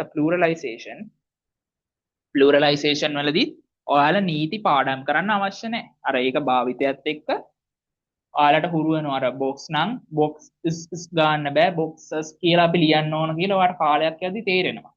එතකොට ওই නීති අවශ්‍ය නැහැ. දැන් ඔය ඉගෙනගත්තු නීති පහ මටවත් මතක නැහැ. අපි අර භාවිතයත් එක්ක තමයි මේක හුරු වෙලා තියෙන්නේ. මේ භාවිතයත් එක්ක හුරු වුණාම අපිට ලියන්නත් ලේසි, ස්පෝකන් වල හැම දෙයකදීම ලේසි. ඔය නීති දැන් ඔයාලට සිංහල වල ඉගෙනගත්තු සංදි ඔය බයිලා මතකද? සංදි තා තියෙනනේ බහුභූත. ඔය මතක නැහැනේ. ඒ වගේ තමයි මේකෙත් බහුභූත තමයි තියෙන්නේ. ඒ අර බහුභූත උගන්වන්නේ එහෙම දෙයක් තියෙන බව පෙන්වන්න. අර ඔයාලා ඉගෙන ගන්න ඕන භාවිතය. දැන් ඔයාලා සිංහලයේදී සෑහෙන්න සංදි වර්ග පාවිච්චි කරනවා. හැබැයි ඔයාලා දන්නේ නැහැ ඒක සංදියක්ද නැද්ද කියලා. ඒ වගේම තමයි ඉංග්‍රීසි වල. ඔයාලා compound nouns, collective nouns තව ඉගෙන ගත්ත uncount ඔය බයිල ඉංග්‍රීසි වලදී භාවිතා වෙනවා. හැබැයි ඔයාලා දන්නේ නැහැ ඒවා compound nouns කියලා. එහෙම දැනගන්න අවශ්‍යත් නැහැ. සිංහලෙන් අපි දන්නේ නැත්නම් සිංහලෙන් අපි මේ කතා කරන්නේ සංදියක් දාලා. අට අනිත් දේවල් මතකත් නැහැ සිංහලේදී. සිංහලයේ දේවල් මතක නැත්නම් ඉංග්‍රීසි දේවල් කොහොමත් වැඩක්. හරි. එතකොට අද ඉගෙනගත්තු දෙයක මොනවා හරි අඩුපාඩුවක් තියෙනවා නම් මේ නම්බර එකට WhatsApp message එකක් දාන්න. ඊට අමතරව අර patterns වලදී අර මං කියවනේ පිටු 120 පොතක් අරගෙන දෙකට බෙදා ගන්න කියලා. ওই දෙකට බෙදා ගන්න පොතේ අර පිටු 60 බෙදා ගන්න කිව්වනේ. ඒකේ අර vocabulary ටික ඔයාලා හදා ගන්න. මමත් අර පන්තියේදී සාමාන්‍ය දවසකට 5ක් 6ක් දෙනවා. ඒව නිකන් අර පෙළ බලන්න. ඊට අමතරව ඉතුරු පිටු 60 අර patterns වලට අවශ්‍ය දේවල් මම දෙනවා කිව්වනේ. මම අර මගේ WhatsApp channel එකේ patterns දානවා හිටපු ගමන්. දැන් පහුගිය දවස් ටිකේම patterns දැම්මා. අන්න ඒවත් ඔයාලා මේ පොතට දාගන්න. ස්පෝකන් වලදී වැදගත් වෙනවා. කොහෙන් හරි patterns නේ ඉන්නෝ. ඒක නිසා WhatsApp channel එක මේ නම්බර එකට message එකක් දැම්මම group එකටයි ওই channel එකටයි ඔක්කොම මේ වෙන්න පුළුවන්. ඊළඟට නොතේරුණාක් වුණොත් අහගන්නත් පුළුවන්. හරි. දැන් ඊළඟ සතියේ ඉඳලා සමහර විට දෙවෙනි දවසත් මට හිතුනොත් ෆ්‍රී ගන්නවා. එතනින් පස්සේ නම් අනිවාර්යයෙන්ම ගෙවීම් කළ දරුවන්ට පමණයි. ගෙවීම් විස්තරත් මේ නම්බර එකෙන්ම දැනගන්න පුළුවන්. 100ක් වගේ තමයි උපරිම බලාපොරොත්තු වෙන්නේ. පදර ඕනකට වඩා වැඩි වුණාම මේ එක එක්කෙනාට වෙන වෙනම අවධානය දෙන්න තමයි. හරි. එහෙනම් අදට අවසන්. මම ආයෙත් කියනවා අර ලියපු හැලී සූත්‍ර පාඩම් කරන්න එපා. මේකේ තියෙන භාවිතය තමයි පාඩම් කරන්න ඕනේ. කියන්නේ අපි අර සිංහලයේ තියෙන සංදි අපි මොන සංදියක්වත් අපි දන්නේ නැහැ. ඒ උනාට අපි නිකම්ම කතා කරනවානේ සිංහල. ඒ වගේ තමයි මේකේ.